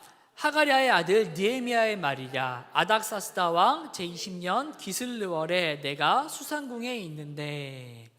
자, 느헤미야가요, 보세요. 지금 왕의 이제 술 맡은 관원으로 어떻게 보면은 왕의 가장 최고의 신임을 얻는 자예요. 근데 이 느헤미야가 어떤 존재냐면, 이 사람이 어떤 사람이냐면 그 아수르라는 나라의 사람도 아니에요. 바로 유대인이었단 말이에요. 유대인 3세란 말이에요. 3세. 그러니까 뭐냐면 어떻게 보면 해외 교포나 마찬가지거든요. 해외 교포. 근데 보세요. 이 느헤미야가 자신의 조상의 나라에서 그 성전이 불타고, 그리고 주변에 있는 이방의 민족들에게 침략을 당하고 있다는 소식을 들어요. 그 교포 3세가. 그런데 그가 어떻게 행동을 하냐면 4절에 내가 이 말을 듣고 앉아서 어떻게 했다 그래요? 울고 수일 동안 슬퍼하며 하늘의 하나님 앞에 금식하며 기도해요. 저는 이 이야기를 들으면서 이게 어떻게 이렇게, 만약에 그 포로에서 있었던 경험을 한 그들의 뭐 할아버지나 증조할아버지 정도는 돼야 이제 포로에서 끌려와가지고 봤잖아요. 내가 그동안 어렸을 때 살아왔던 그 나라 이스라엘, 그 성전, 그런데 그 성전이 불타오르고 핍박당하고 있다는 소식 들었을 때 그 눈물 흘릴 수 있죠. 왜? 내가 살았던 곳이니까. 그런데 중요한 건 그의 자손의 자손 한 번도 경험해보지도 못하고 그 나라 가보지도 못한 그 느헤미야가 어떻게 마치 당사자처럼 똑같이 아파하고 눈물을 흘릴 수가 있냐. 저는 참 너무 궁금한 거예요. 제가 해답을 알았어요. 1장 1절에 그것도 첫 마디에 나오더라고요. 뭐라고 나오나요? 하가랴의 아들, 이렇게 나오는 거예요. 하가랴의 아들. 하가랴는 그 해외에서 나라를 잃어버린, 나라가 완전히 망해버린 그것을, 자기도 사실은 후손이거든요. 본 적 없어요. 그럼에도 불구하고 느헤미야를 밤마다 가정에서 어떻게 양육한 거예요? 지금 너가 누구인지, 전혀 다른 이야기가 아니라 너가 지금 누구인지, 너가 지금 너는 지금 이스라엘 백성 유대인이고, 비록 너가 지금 이 땅에 살고 있고, 너가 비록 이 땅에서 성공해서 느헤미야가 이 땅에 있는 아수르인 나라에서 지금 왕의 가장 신임을 얻는 자로 가장 성공한 자지만, 너가 기억해야 할 것은 너가 지금 누구인지야. 잊지 마. 이걸 끊임없이 어렸을 때부터 교육을 받고 자랐다는 거예요. 그러면서 왜 내가 누구인지를 알았다는 것이죠. 그때 비로소 뭡니까? 그 하나님께서 선택하신 나라, 그 백성, 그 성전이 불타오르고 핍박당하고 있다는 이 소식을 들었을 때 마치 뭐처럼 우리가 일제강점기 시대 때에 그 위안부에 고통당했던 그분들의 이야기를 영화로 보거나 드라마로 볼 때 같이 아파하고 같이 눈물을 흘릴 수 있었던 것처럼 느헤미야가 그 하나님이 선택하신 하나님의 나라가 무너졌다는 얘기를 들었을 때 같이 아파하고 눈물을 흘릴 수가 있었다는 거예요. 정체성, 여러분 무섭죠? 정체성은 이렇게 무서운 거예요. 어마어마한 거예요. 내가 누구인지를 안다는 것이 그 삶의 방향을 좌우하기 때문이죠. 그러니까 우리 자녀들이 그래 누구인지를 가르쳐야 되는데 중요한 건 우리입니다. 여러분 다시 한번 이야기합니다. 내가 누구인지를 아는 것부터가 시작합니다. 여러분들 가정 안에서요. 여러분들 가정 안에서 내가 엄마로서 아빠로서 내가 누구인지를 아는 것부터가 우리 가정이 하나님 나라가 되는 것의 시작이다라고 하는 것이죠. 근데 여러분 그 하나님 나라에 아담과 하와를 창조하시고 그 약속을 주신 하나님 나라에 반역이 들어왔죠. 그 반역으로 해서 타락이 일어납니다. 근데 그 하나님께서 그 반역이 일어난 그 자리에 타락하자마자 바로 어떻게 하셨어요? 구원의 약속을 주셨어요. 창세기 3장 15절에 내가 너를 여자의 후손을 통하여 구원할 것이다 라는 약속을 바로 주셨단 말이에요. 저를 보세요. 왜 제가 이 이야기를 또 하냐 하면 이걸 누가 몰랐냐 하면 그 출애굽을 한 이스라엘 백성들의 자녀들이 이 이야기를 몰랐다는 거예요. 이 땅이 어떻게 창조되었는지, 어떤 목적으로 창조하셨는지, 그리고 이 땅이 왜 타락하게 되었는지, 왜 하나님 나라에서 우리는 분명 하나님 나라 백성인데 그럼 왜 우리는 하나님 나라에 쫓겨난 거야? 여러분 아담과 하와를 가정에서 이야기를 할 때 아담과 하와라고 제3자처럼 이야기하시면 안 되는 거예요. 그래서 우리라고 이야기를 하시는 거죠. 여러분 아담과 하와가 선과 하나님의 법을 하나님 나라의 법을 어기고 그들이 죄인이 되었죠. 죄는 하나님과 함께할 수 없기에 그들이 어떻게 됐습니까? 하나님 나라에서 쫓겨나게 되어진 것이죠. 그들은 이제 더 이상 하나님 나라의 백성이 아니게 된 거예요. 저는 지금 그들이라고 얘기했죠. 우리 아이들에게 뭐라고 이야기하는 거예요? 우리는 더 이상 하나님 나라의 백성이 아니게 되었어. 우리는 하나님 나라의 백성이 아니게 되었어. 그러면 아이들이 어떻게 연가를 지을 수가 있어요? 우리가 하나님 나라의 백성이 아니라고요? 맞아. 우리는 하나님 나라의 백성이 아니게 되었어. 그런데 여러분 보세요. 하나님께서 우리를 사랑하셔서 아담과 하와에게 우리에게 뭘 주신 거예요? 복음을 주신 거예요. 구원의 약속을 주신 거예요. 창세기 3장 15절에 여자의 후손을 통해서 구원하시겠다는 그 약속을 우리에게 주신 거야. 그 약속을 믿은 백성은 아담과 하와는 그 믿음으로 구원을 얻게 되어진 거지. 봐봐, 우리도 마찬가지지. 우리도 믿음을 통하여 예수 그리스도를 믿음을 통하여 우리가 구원을 얻게 되어지잖아. 끊임없이 이 성경이 바로 지금 우리라고 하는 것을 끊임없이 이야기를 하는 거예요. 그렇게 됐을 때 내가 하나님 나라 백성이라는 정체성이 조금씩 세워지기 시작을 한다는 것이죠. 그 구원에 대한 약속, 여자의 후손이 인간으로 오실 것이라는 약속, 구원자로 오실 것이라는 약속, 뱀이 뒤꿈치를 무는 것과 같이 그 구원자는 고난을 당하게 될 것이고 그 구원자는 뱀의 머리를 상하게 함으로 승리하게 될 것이라는 약속, 그 약속을 하셨다라고 하는 것을 전수하는 거예요. 그래서 창세기 3장 15절에 이야기하죠. 첫 번째는 인간으로 오실 메시아, 두 번째는 고난받으실 메시아, 세 번째는 앞으로 승리하실 메시아. 그리고 3장 20절에 여자의 이름이 뭐로 바뀌는 거예요? 하와로 바뀌는 거죠. 생명의 어머니, 산자의 어머니. 근데 그들은 다 죽었어요. 그런데 또 아이의 이야기가 전수하는 거예요. 뭘요? 그런데 결국 죽었어. 평생토록 영원히 하나님 나라에서 살아야 할 우리는 결국 죽게 되었지. 이게 바로 죄의 대가야. 그래서 우리가 죽는 거야. 인간은 다 죽는다라고 이야기를 해요. 당연하다고 이야기하죠. 근데 왜 죽는지 알아? 라고 질문해 보셔요. 왜 죽는지 알아? 인간이니까요. 당연히 모든 생명은 다 죽으니까요. 이렇게 이야기하죠.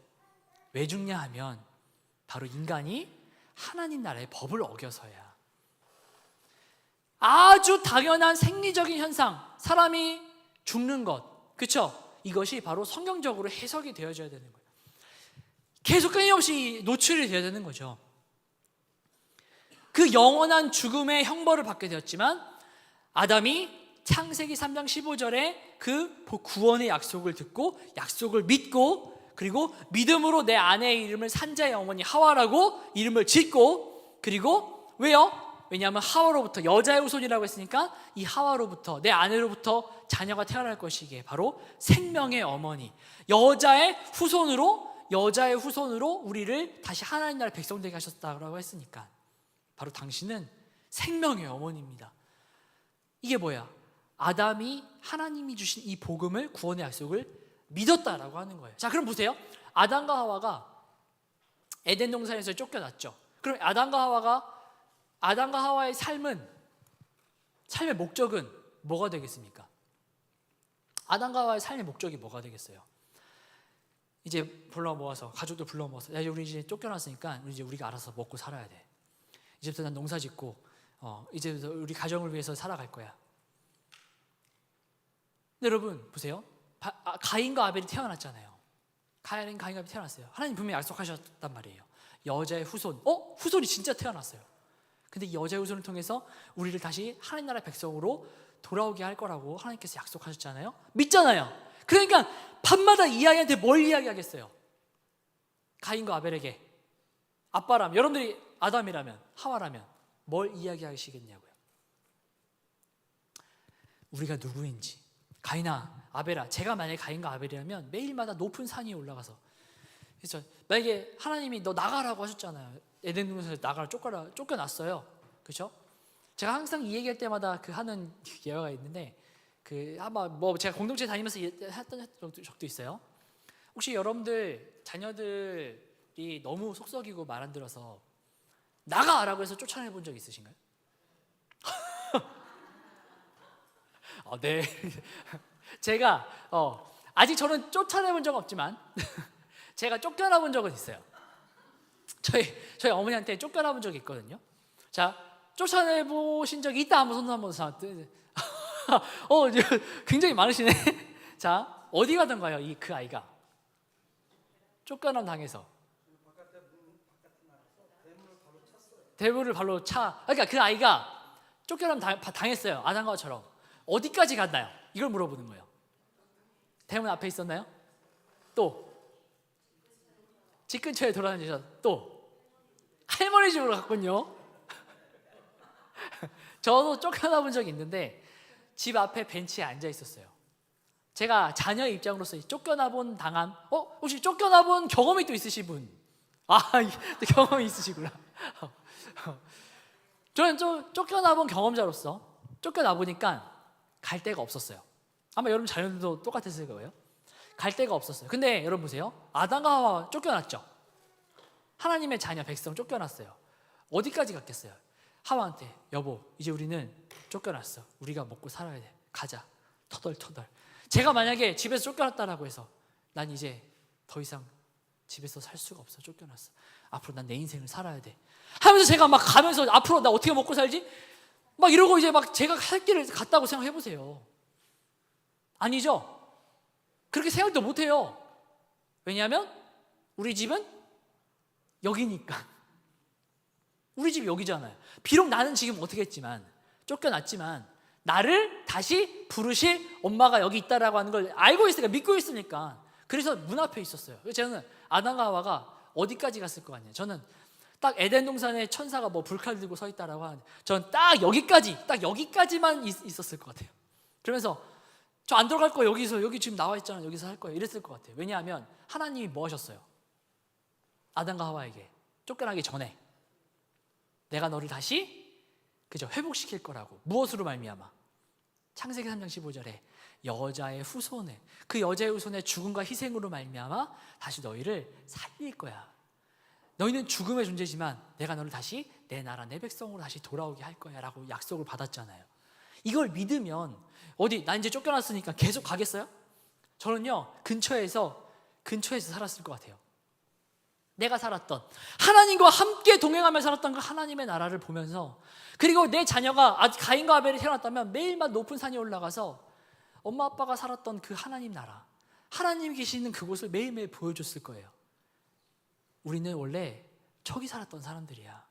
지금은 지금은 하나님 나라 밖에 있지만 우리는 여기 있을 존재가 아니야. 만약에 여러분 이걸 안 가르치면 가인과 아벨은 어떻게 삶을 살아갈까요? 이 세상에 어떻게 하면 농사를 잘 지을 수 있을지. 왜냐하면 이제부터는 농사를 지어야 먹을 수 있다고 하나님께서 말씀하셨거든요. 그전에 안 그랬어요. 어떻게 하면 농사를 잘 지을 수 있을지, 어떻게 하면 좋은 집을 지을 수 있을지, 어떻게 하면 좋은 교육을 받을 수 있을지, 어떻게 하면 좋은 대학에 갈 수 있을지, 어떻게 하면 좋은 성공할 수 있을지에 대한 그 고민으로 살아갔겠죠. 누가요? 가인과 아벨뿐이겠어요? 아담과 하와가 내가 하나님 나라의 백성이라는 정체성이 없었다면 이제부터 우리 가족은 우리가 먹고 살아야 한다. 얘들아 뭐야, 우리 회의하자. 이제부터 우리는 우리끼리 먹고 살아야 돼. 하나님 없어. 이제부터 우리의 가정의 행복이 중요하고 너희들의 행복이 중요해. 자, 첫 번째, 우리 먹는 것이 중요해. 농사 짓자. 그렇죠? 어떻게 하면 농사를 잘 지을 수 있을지. 이게 바로 인간의 궁리예요. 인간의 삶의 목적이 바로 이거예요. 나의 주인이 누구인지, 나의 주인이 없다고 생각하는 순간 나의 주인은 내가 되기 때문에 내가 내 삶을 경영해 나가야 되고 내가 내 가정을 경영해 나가야 되는 거예요.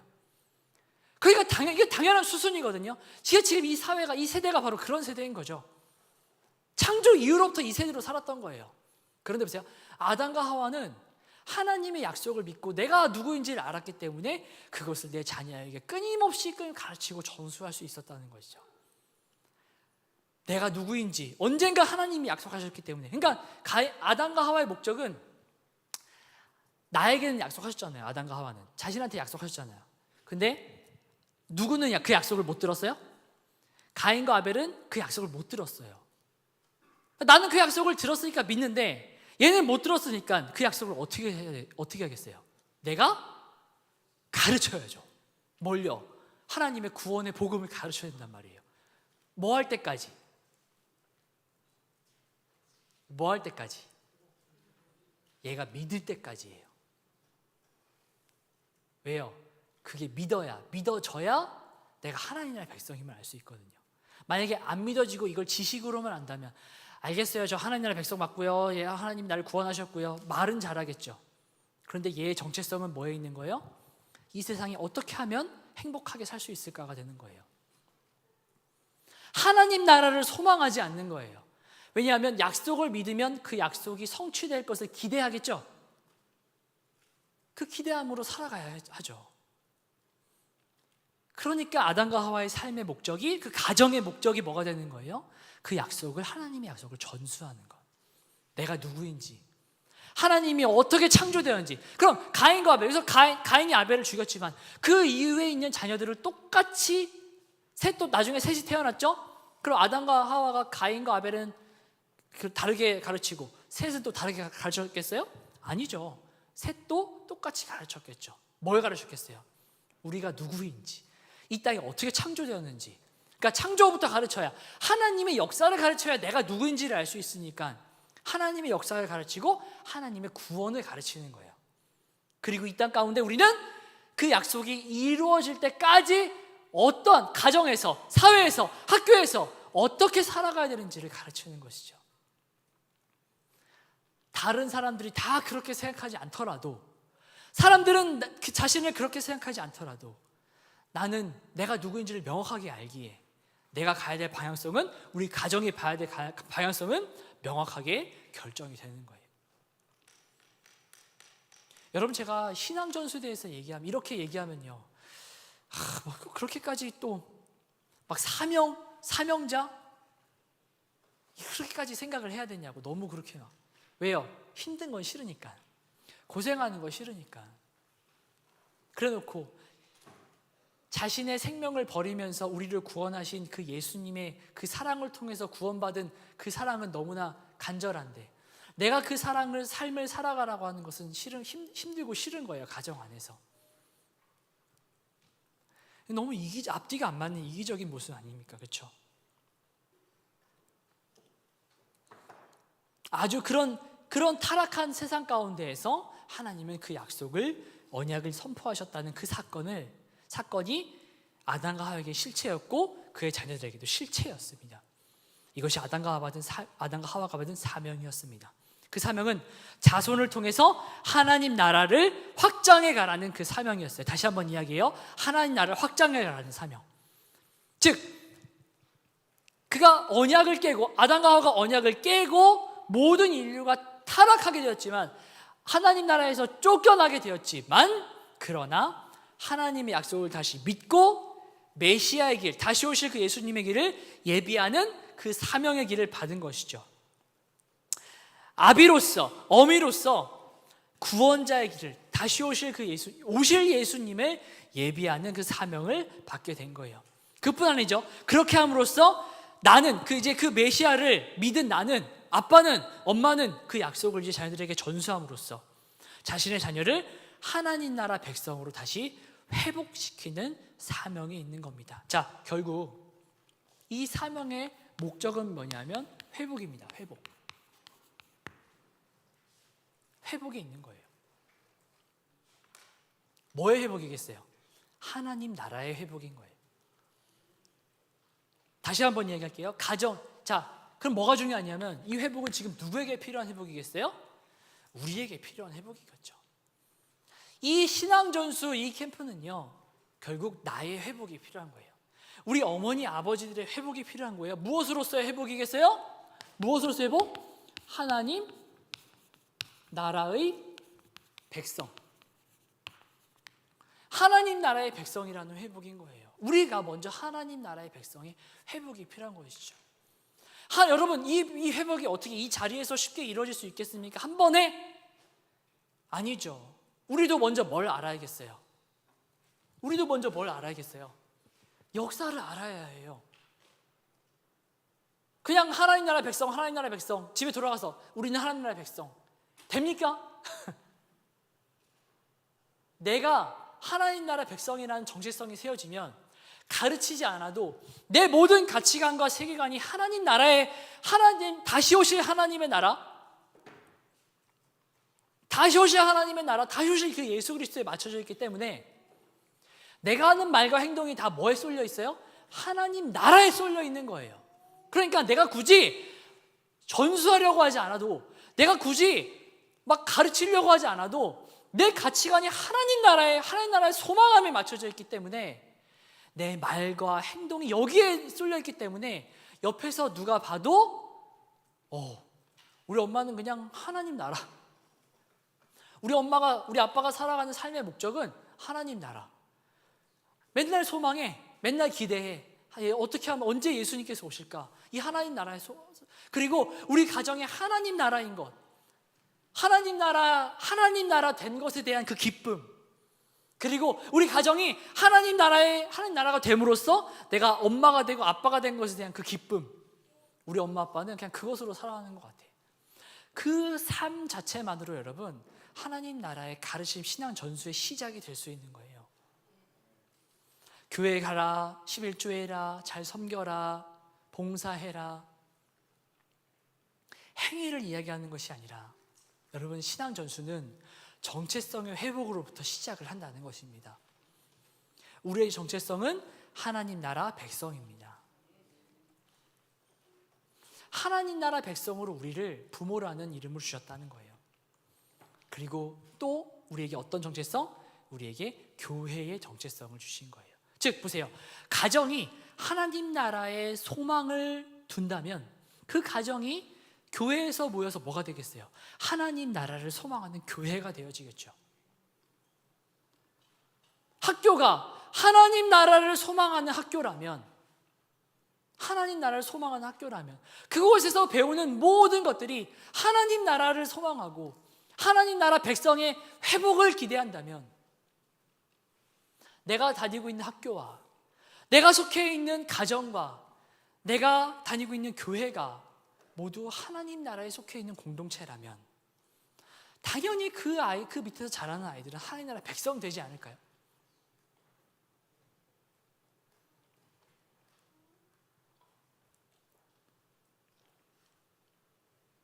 를 맞춰야 되는데, 그래서 여러분, 우리 아이를 잘 길러서 잘 믿는 자녀로 키우는 것이 다가 아니라 물론 잘 믿는 거 중요하죠. 그런데 그 수준에서 머무르는 것이 아니라 성경의 역사를 아는 자들은, 성경의 역사를 아는 부모는 내 자녀가 어떤 자녀가 되게 해야 될까? 하나님을 잘 믿는 자녀를 넘어서서 내 자녀도 뭡니까? 하나님 나라의 사명을 깨닫는 자로, 이 하나님 나라의 사명을 깨닫는 자로, 꼬박꼬박 예배만 잘 참석하는 자녀가 아니라 그냥 주일학교, 청소년 예배, 청년 예배, 어른 예배만 잘 나가면 된다는 것이 아니라 어떤 자녀? 내가 하나님 나라 백성임을, 하나님 백성임을 알고, 그리고 하나님 나라 백성이라면 뭐가 있는 거예요? 소명이 있는 거예요. 이 사명이 있는 거예요. 여러분, 내가 하나님 나라 백성임을 아는 사람은 반드시 소명이 생깁니다. 소명을 주시거든요. 네, 올라와 주세요. 사회에 올라와 주세요. 이제 기도할 건데, 소명을 주시거든요. 그 소명이 뭐겠어요? 자, 내가 하나님 나라 백성이에요. 느헤미야 보세요. 하나님 나라 백성임을 안다면 어떤 소명이 생겨요? 무너져버린 하나님 나라가 회복되기를 바라는 소명이 생기는 것은 당연한 거예요. 무너져버린 하나님 나라를 봤을 때 마음 아픈 건 당연한 거예요. 무너져버린 하나님 나라를 봤을 때 눈물이 나는 건 사실 당연한 거예요. 그래서 그 눈물이 나, 마음이 아파, 그런 사람은 어떤 소명이 찾아올까요? 회복하고 싶다가 찾아오는 거예요. 아, 회복하고 싶다. 무너져버린 이 땅, 하나님 나라를 회복하고 싶다. 무너져버린 우리 학교. 자, 여러분들 자녀들이 리뉴젠 아이들이라고 했죠? 리뉴젠에서 훈련받을 때에 내가 하나님 나라 백성임을 안다면 하나님 나라 백성임을 잃어버린 내 옆에 있는 친구들이 보일 거예요. 그러면 어떤 마음이 들까요? 느헤미야처럼 이 아이를 바라볼 때, 내 친구를 바라볼 때 마음이 아프고 눈물이 나는 거예요. 나처럼 회복됐으면 좋겠는 마음이 드는 거죠.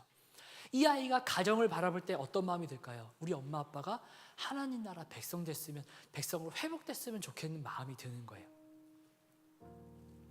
우리 아이가 교회를 바라볼 때 우리 교회가 하나님 나라 백성의 시각으로 교회를 바라볼 때 회복됐으면 좋겠는 그런 마음이 드는 거예요. 우리 아이가 사회를 바라볼 때 이 사회가 하나님 나라 백성으로 회복되기를 바라는 마음이 드는 거예요. 여러분, 이 마음이 드는 아이들에게 하나님께서 소명을 안 주시겠어요? 아니, 우리 아이 얘기 안 할게요. 우리가 그런 마음이 든다면 여러분들 안에 소명이 안 생기겠냐고요. 여러분들이 하나님 나라 백성이고 우리 자녀들이 아직 하나님 나라 백성 되지 않았다면 가장 먼저 우리 아이들을 바라볼 때 어떤 마음부터 들까요? 회복되기를 바라는 마음부터 들겠죠. 그럼 여러분들이 가정으로 돌아가서 어떤 기도 제목이 들기 시작할까요? 하나님, 우리 가정을 하나님 나라 되게 하여 주시옵소서. 이게 우리의 기도 제목 되겠죠. 하나님, 우리 자녀가 하나님 나라 백성 되게 해주세요. 그리고 하나님, 오늘부터 내가 하나님 나라 백성으로 살겠습니다. 하나님 나라의 백성은 어떤 존재예요? 하나님을 뭡니까? 왕으로 섬겨요. 내가 왕이 아니에요. 하나님이 왕인 걸 알아요. 그리고 이 땅을 다스려야 되는 왕의 역할이라 받았던 걸 알아요. 그리고 하나님을 예배하는 제사장이라는 걸 내가 알아요. 이 가정이라는 하나님 나라에서 나는 제사장으로서 하나님을 예배하는 존재다라는 걸 알아요. 그리고 하나님의 말씀, 하나님의 구원과 하나님께서 구원을 이끌어 오신 하나님의 구속의 역사와 하나님의 구원을, 복음을 전해야 된다라고 하는 선지자의 역할을 해야 된다는 거 알아요. 왜? 내가 하나님 나라 백성이니까. 그게 나에게 주신 소명이니까. 그 삶을 살다 보면 뭐예요? 전수를 하기 위해서 전수가 되는 것이 아니라 내가 뭐가 되는 거예요? 청지기가 되어 있는 거예요. 내가 사명자가 되어 있는 거예요. 내가 선교사가 되어 있는 거예요. 어디서요? 가정 안에서의 선교사예요. 그래서 여러분들한테 마지막으로 당부드리고 싶은 것은 하나님의 구원의 역사를 알아가는 것을 시작하십시오. 신앙전수 강의의 결론입니다. 하나님의 구원의 역사를 이끌어 가셨던 구속사, 하나님의 구속의 역사를 알아가는 것을 시작하십시오. 하나님의 구속의 역사를 모르면, 성경을 볼 때, 아담과 하와를 볼 때 뭐예요? 왜 쫓겨났어? 그들이 죄를 지어서. 이렇게 해석하고 끝나버리는 거예요. 하지만 하나님의 구속의 역사를 알면 아담과 하와를 볼 때 뭐를 볼 수 있는 거예요? 아담과 하와를 볼 때 하나님의 이 땅을 만드신 목적을 알게 되고, 그리고 뭡니까? 그들이 범죄하여서 죄를 지었을 때 하나님께서 베푸셨던 바로 그 복음을 알게 되는 거예요. 구속의 역사를 모르면, 제가 기독교 서점 가서 정말 거기 있는 어린이 성경 정말 거기 앉아서 진짜 엄청 많이 봤어요. 제가 충격받은 게 있잖아요. 그림으로 된 어린이 성경들이 대부분 다 어떻게 되어 있냐면 아담과 하와가 있었어요. 그리고 살았어요. 선악과를 먹어서 죄를 지었어요. 그래서 그들이 어떻게 했어요? 쫓겨났어요. 그 다음 장 뭔지 아세요? 가인과 아벨 안 나와요. 나오는 뭐 좀 두꺼운 책들은 나올 수도 있죠. 그 다음은 뭐가 나와요? 가인과 아벨 안 나오고 뭐예요? 아브라함 나와요. 아브라함 나오거나, 아니면 노아는 보통 나오고 항상 나와요. 굉장한 아이들에게 되게 충격적인 사건이거든요. 노아가 있었어요. 노아야 방주를 지어라. 내가 이 땅을 심판해야겠다. 네 하나님, 방주를 지어요. 그리고 방주 안에 들어가요. 비를 내리셔요. 심판하셔요. 하나님의 말씀에 순종해서 노아는 구원을 얻었어요. 그 다음 장면 넘어가요. 아브라함 나와요. 하나님이 아브라함 부르셨어요. 아브라함아, 내가 너에게 자녀를 줄 거야. 아브라함 믿음으로 기다렸어요. 할아버지가 돼서 자녀를 낳았어요. 하나님 부르셨어요. 아브라함아, 이 자녀를 나에게 바쳐라. 아브라함 믿음으로 이삭을 하나님께 드렸어요. 하나님께서 기뻐하시고 칭찬하셨어요. 그래서 아브라함이 믿음의 조상이 되었어요. 이렇게 넘어가는 거예요. 여러분, 이게 어떻게 나랑 연관이 있냐고. 이 사건들이 연관 없죠. 연관이 어떻게 느껴져요? 그러니까 뭐만 느껴지는 거야? 그 행위만 나와 연관을 짓는 거예요. 믿음의 행위, 순종했던 행위. 성경을 보면서, 요셉을 보면서 불평하지 말고 다윗을 보면서 순종해야겠다, 기뻐해야겠다, 이것만 말씀의 적용점이 되는 거예요. 그러니까 이 하나님의 구원의 역사는 나랑 연관이 없는 거예요. 성경은 다른 나라 이야기가 되는 거예요, 우리 자녀들에게. 하지만 이 구원의 역사는 뭡니까? 하나님의 구속의 역사는 그게 아니에요, 여러분. 모든 사건들 안에 아담과 하와의 그 사건을 통해서 하나님은 뭘 보여주시냐면, 내가 여자의 후손이 여자의 후손이 무엇을 통해서 내가 너를 구원할 거야 라고 하는 것을 끊임없이 말씀하셨거든요. 그래서 내가 다시 이 나라를 회복할 거야 라고 하는 것을 끊임없이 말씀하셨거든요. 아담과 하와에게, 아벨의 사건을 통하여서, 노아의 사건을 통하여서 하나님은 끊임없이 약속을 내가 잊지 않고 그 약속을 이루어 갈 거야. 노아를 살린 것은 그가 순종해서가 다가 아니라, 왜냐하면 노아를 살려야 하나님의 약속이 노아를 통해서 이어져 갈 거 아니에요, 그렇죠? 요셉을 애굽으로 보낸 것은 그를 시험하기 위해서, 그가 나중에 큰 총리가 되기 위해서, 물론 중요한 부분이 있지만 가장 큰 이유는 뭡니까? 하나님이 약속하셨잖아요. 너가 아브라함에게 뭐라고요? 하늘의 별과 같이 땅의 모래와 같이 자녀를 많게 할 거라고. 그 자녀가 늘어나는 것이 어디서 이루어집니까? 애굽에서부터 시작되거든요. 누굴 먼저 보내야 했던 거예요? 요셉을 먼저 보내야 했던 거예요. 그리고 거기서 나라를 이루고 민족을 이루어서 하나님 목적은 뭐 하기 위해서요? 다시 약속의 땅, 가나안 땅으로 데리고 오게 하는 것이 하나님의 목적이었어요. 그래서 요셉부터 시작하신 거 아니요. 아브라함부터 시작을 했던 거겠죠. 아니요. 노아의 홍수 사건으로부터 시작했던 거예요. 아니요. 이 땅의 창조부터 시작을 했던 거예요. 그렇게 모든 사건은요, 하나님이 다 들어가 있어. 하나님의 그 일을 그렇게 행해 오셨던 거예요. 이걸 모르니까 오늘날 우리 가정에 하나님께서 우리 가정을 통해서 하나님이 또 어떻게 하나님의 약속을 이 땅을 회복시키실지에 대한 것이 연결이 안 되는 거예요. 그래서 여러분 부탁드립니다. 하나님의 구속의 역사를 알아가는 것에 힘쓰시길 바래요. 그리고 다 알고 나서 가르칠 필요 없어요. 하나 알 때마다 아담부터부터 시작해서 하나님의 구속사에 대한 그 마음, 하나님의 이 구속의 역사라는 건 설명은 또 한참 길지만 하나님이 이 땅 우리를 구원하시기 위한 목적으로 이 역사를 이끌어 오신 그 구속의 역사를 얘기하는 거예요. 아담과 하부터 하나씩 예배 가운데에서, 아니면 꼭 예배가 아니더라도 모든 순간순간마다 이렇게 여러분 계속 이야기하셔서, 엄마 운전할 때도 옆에 아이 앉혀놓고, 만약에 우리가 운전하면서 가다가 사고가 나도 우리의 목숨이 다해져도 엄마는 기대하는 바가 있어. 뭐냐면 이 땅은 아직 이 땅은 이미 예수님께 오셨지만 아직 완성되지 않은 하나님의 나라. 그런데 완성되지 않은 하나님의 나라인데, 완성된 하나님의 나라에 너무 가고 싶은데 하나님 우리에게 약속하셨거든. 예수 그리스도를 통하여 구원을 얻는 자는 하나님의 나라에 갈 수 있다고. 그러니까 엄마는 지금 운전을 하다가 사고가 나서 지금 목숨이 다해도 하나님 나라의 백성으로 갈 것이라는 믿음이 있어. 너도 그래? 난 잘 모르겠어. 모를 수 있어. 하지만 기도할게. 너도 이 믿음이 생길 거야. 믿음을 주실 거야. 엄마에게 이 믿음을 주셨던 것처럼, 아빠에게 믿음을 주셨던 것처럼 너에게도 이 믿음을 주실 거야. 그럼 끝나는 거예요. 그것만으로도 엄마가 무엇을 위해서 하루하루를 살고 있구나, 우리 아빠의 삶의 목적은 무엇이구나를 우리 아이들은 배우는 거예요. 또 가치관이 충돌하겠죠. 학교에서 배우는 가치관, 인터넷, 유튜브 이런 걸 통해서 배우는 가치관과 엄마가 아빠가 가정에서 이야기하는 가치관이 충돌할 거예요. 이거 어쩔 수가 없어요. 이미 늦었다라고도 이야기할 수도 있어요. 그렇다고 포기할 수는 없잖아요. 그렇죠? 포기할 수는 없잖아요. 우리에게 주신 사명이 있는데 그걸 못하게 하고 막는 것이 다가 아닌 걸 알잖아요. 우리는 가정 안에서 우리의 사명을 최선을 다해, 리뉴제를 보냈다라고 해서 전부가 아닌 거예요. 그래서 저희가 이 부모학교나 이런 걸 통해서 연합을 이뤄나가고 끊임없이 여러분 모이기를 제가 강조드리는 것이 뭐냐면, 우리 리뉴젠에 있는 부모님들이 이 사명을 회복하기를 바라는 거예요.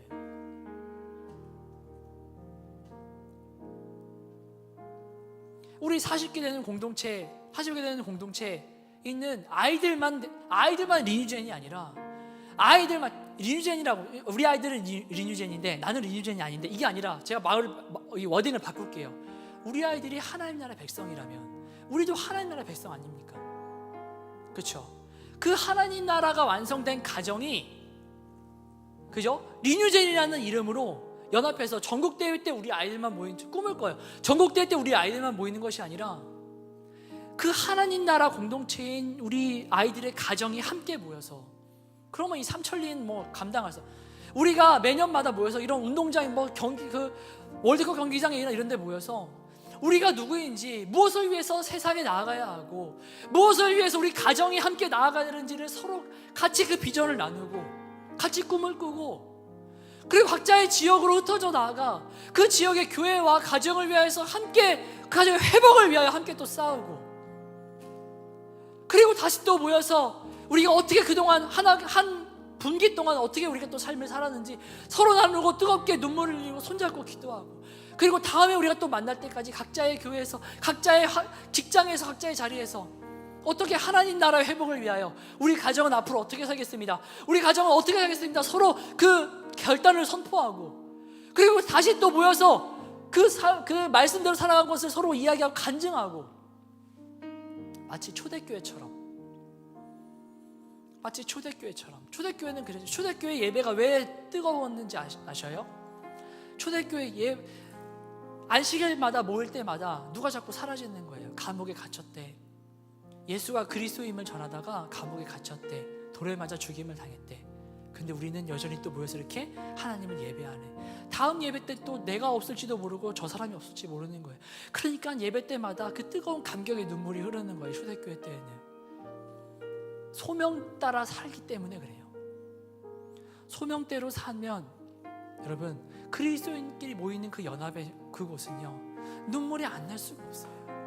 서로 위로하고, 왜냐하면 예수님 다시 오신다고 약속하셨으니까 그때까지 믿음 저버리지 말고 이 나라의 하나님 나라 회복을 위하여 각자의 자리에서 주를 위하여 삽시다.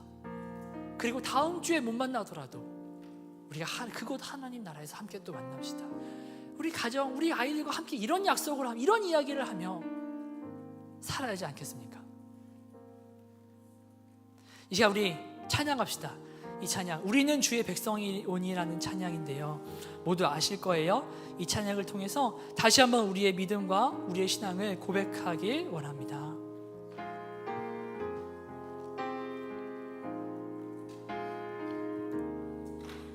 우리는 주의 백성이오니, 우리는 주의 백성이오니, 주의 그 큰 일을 선포합니다.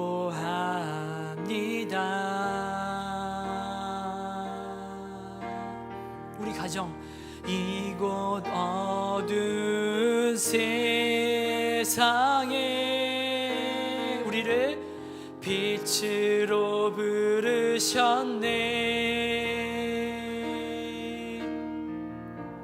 주의 얼굴 구할 때 우리 가정에 역사하소서.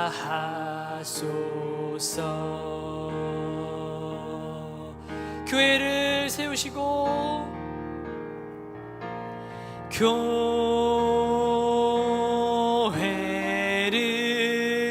교회를 세우시고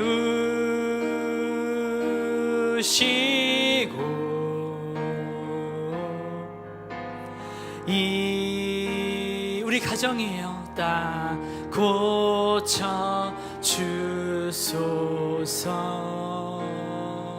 아멘, 아멘. 우리 가정에 주님 나라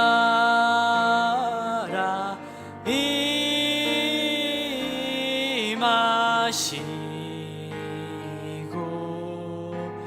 주 뜻 이루어지다. 우리 한 번 더 처음부터 찬양합시다. 우리는 주의 백성이오니, 우리는 주의 백성이오니, 주님 주의 그 큰 일을 선포합니다. 아멘. 이곳 어두운 세상에, 이곳 어두운 세상에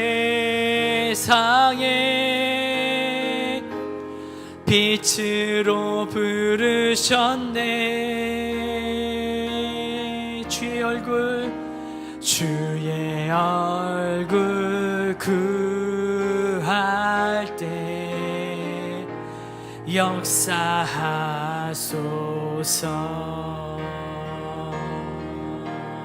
아멘, 아멘. 교회를 세우시고 교회를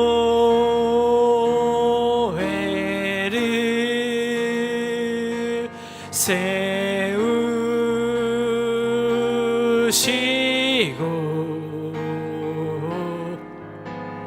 이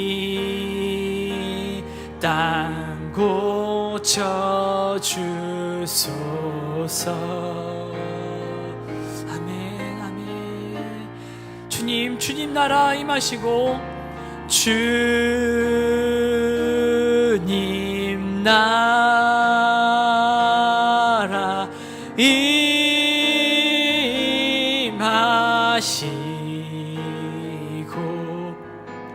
주 뜻 이루어지시간 우리 통성을 한번 기도합시다. 주님, 우리가 먼저 고백하겠습니다. 주님, 나는 주의 백성입니다. 하나님 나라 백성입니다. 그러기에 하나님의 그 크신 이름을 선포하겠습니다. 우리 가정에, 우리 교회에, 우리 학교에 그 이름을 선포하겠습니다. 우리는 그 어두운 우리의 공동체에 나를 부르셨으니 주님, 우리를 세워 주셔서 하나님 나라 백성으로 회복시켜 주셔서 우리 자녀를, 우리 공동체를, 우리 교회를 회복시켜 주시옵소서. 주여 한번 지금 기도합니다. 주여, 주님, 나로 하여금 하나님 나라 백성 되게 하여 주시옵소서. 하나님 나라 백성의 정체성을 회복시켜 주시옵소서.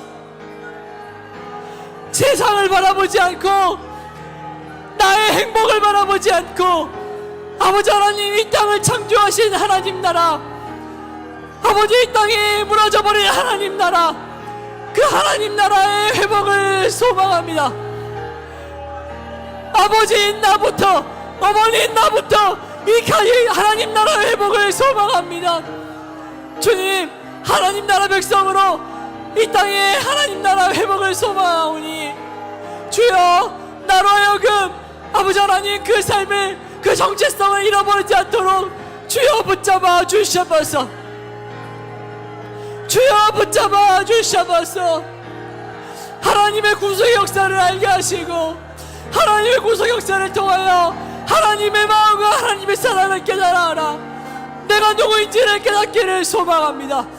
주님, 우리 가정을 불쌍히 여겨주셔서, 주님, 우리 가정을 불쌍히 여겨주셔서, 용서하여 주셔서, 하나님 나라 백성으로, 하나님 청지기로 아버지 아이들을 가르치지 못했습니다. 주님, 우리 아이들을 그 청지기로 가르치지 못했습니다. 주님, 우리로 하여금 다시 한번 우리의 정체성을 회복시킴으로 말미암아 우리 가정에 하나님이 왕 되셔서, 아버지 우리 하나님이 주인 되셔서 우리 아이들도 하나님 나라 백성으로 거듭나게 하여 주시옵소서. 이 시간 한 가지 더 기도합니다. 이 시간 한 가지 기도하는 것은, 하나님, 내 안에 하나님 나라의 소명을 회복시켜 주시옵소서. 이걸 위해서 기도합시다.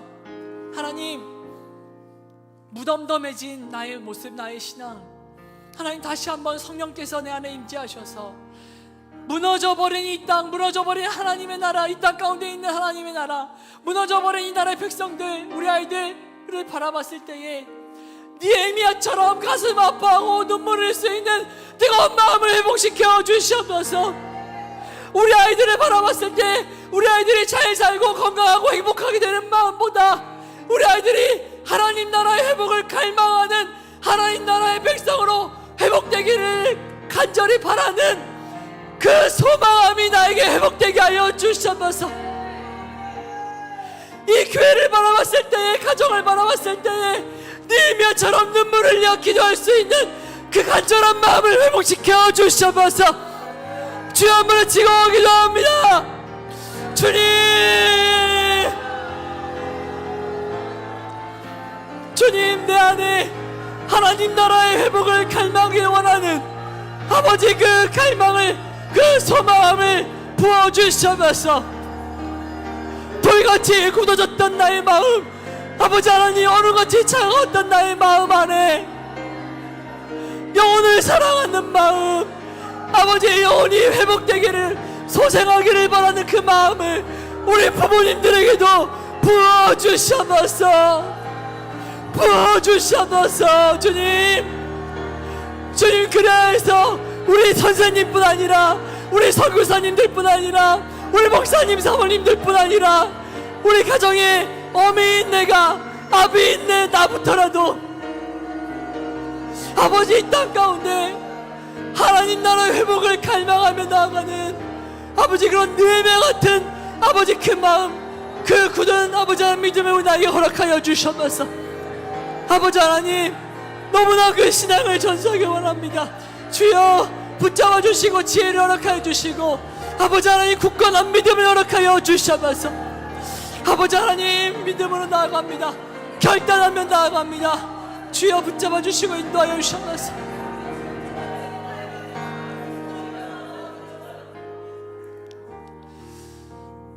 제가 기도합니다.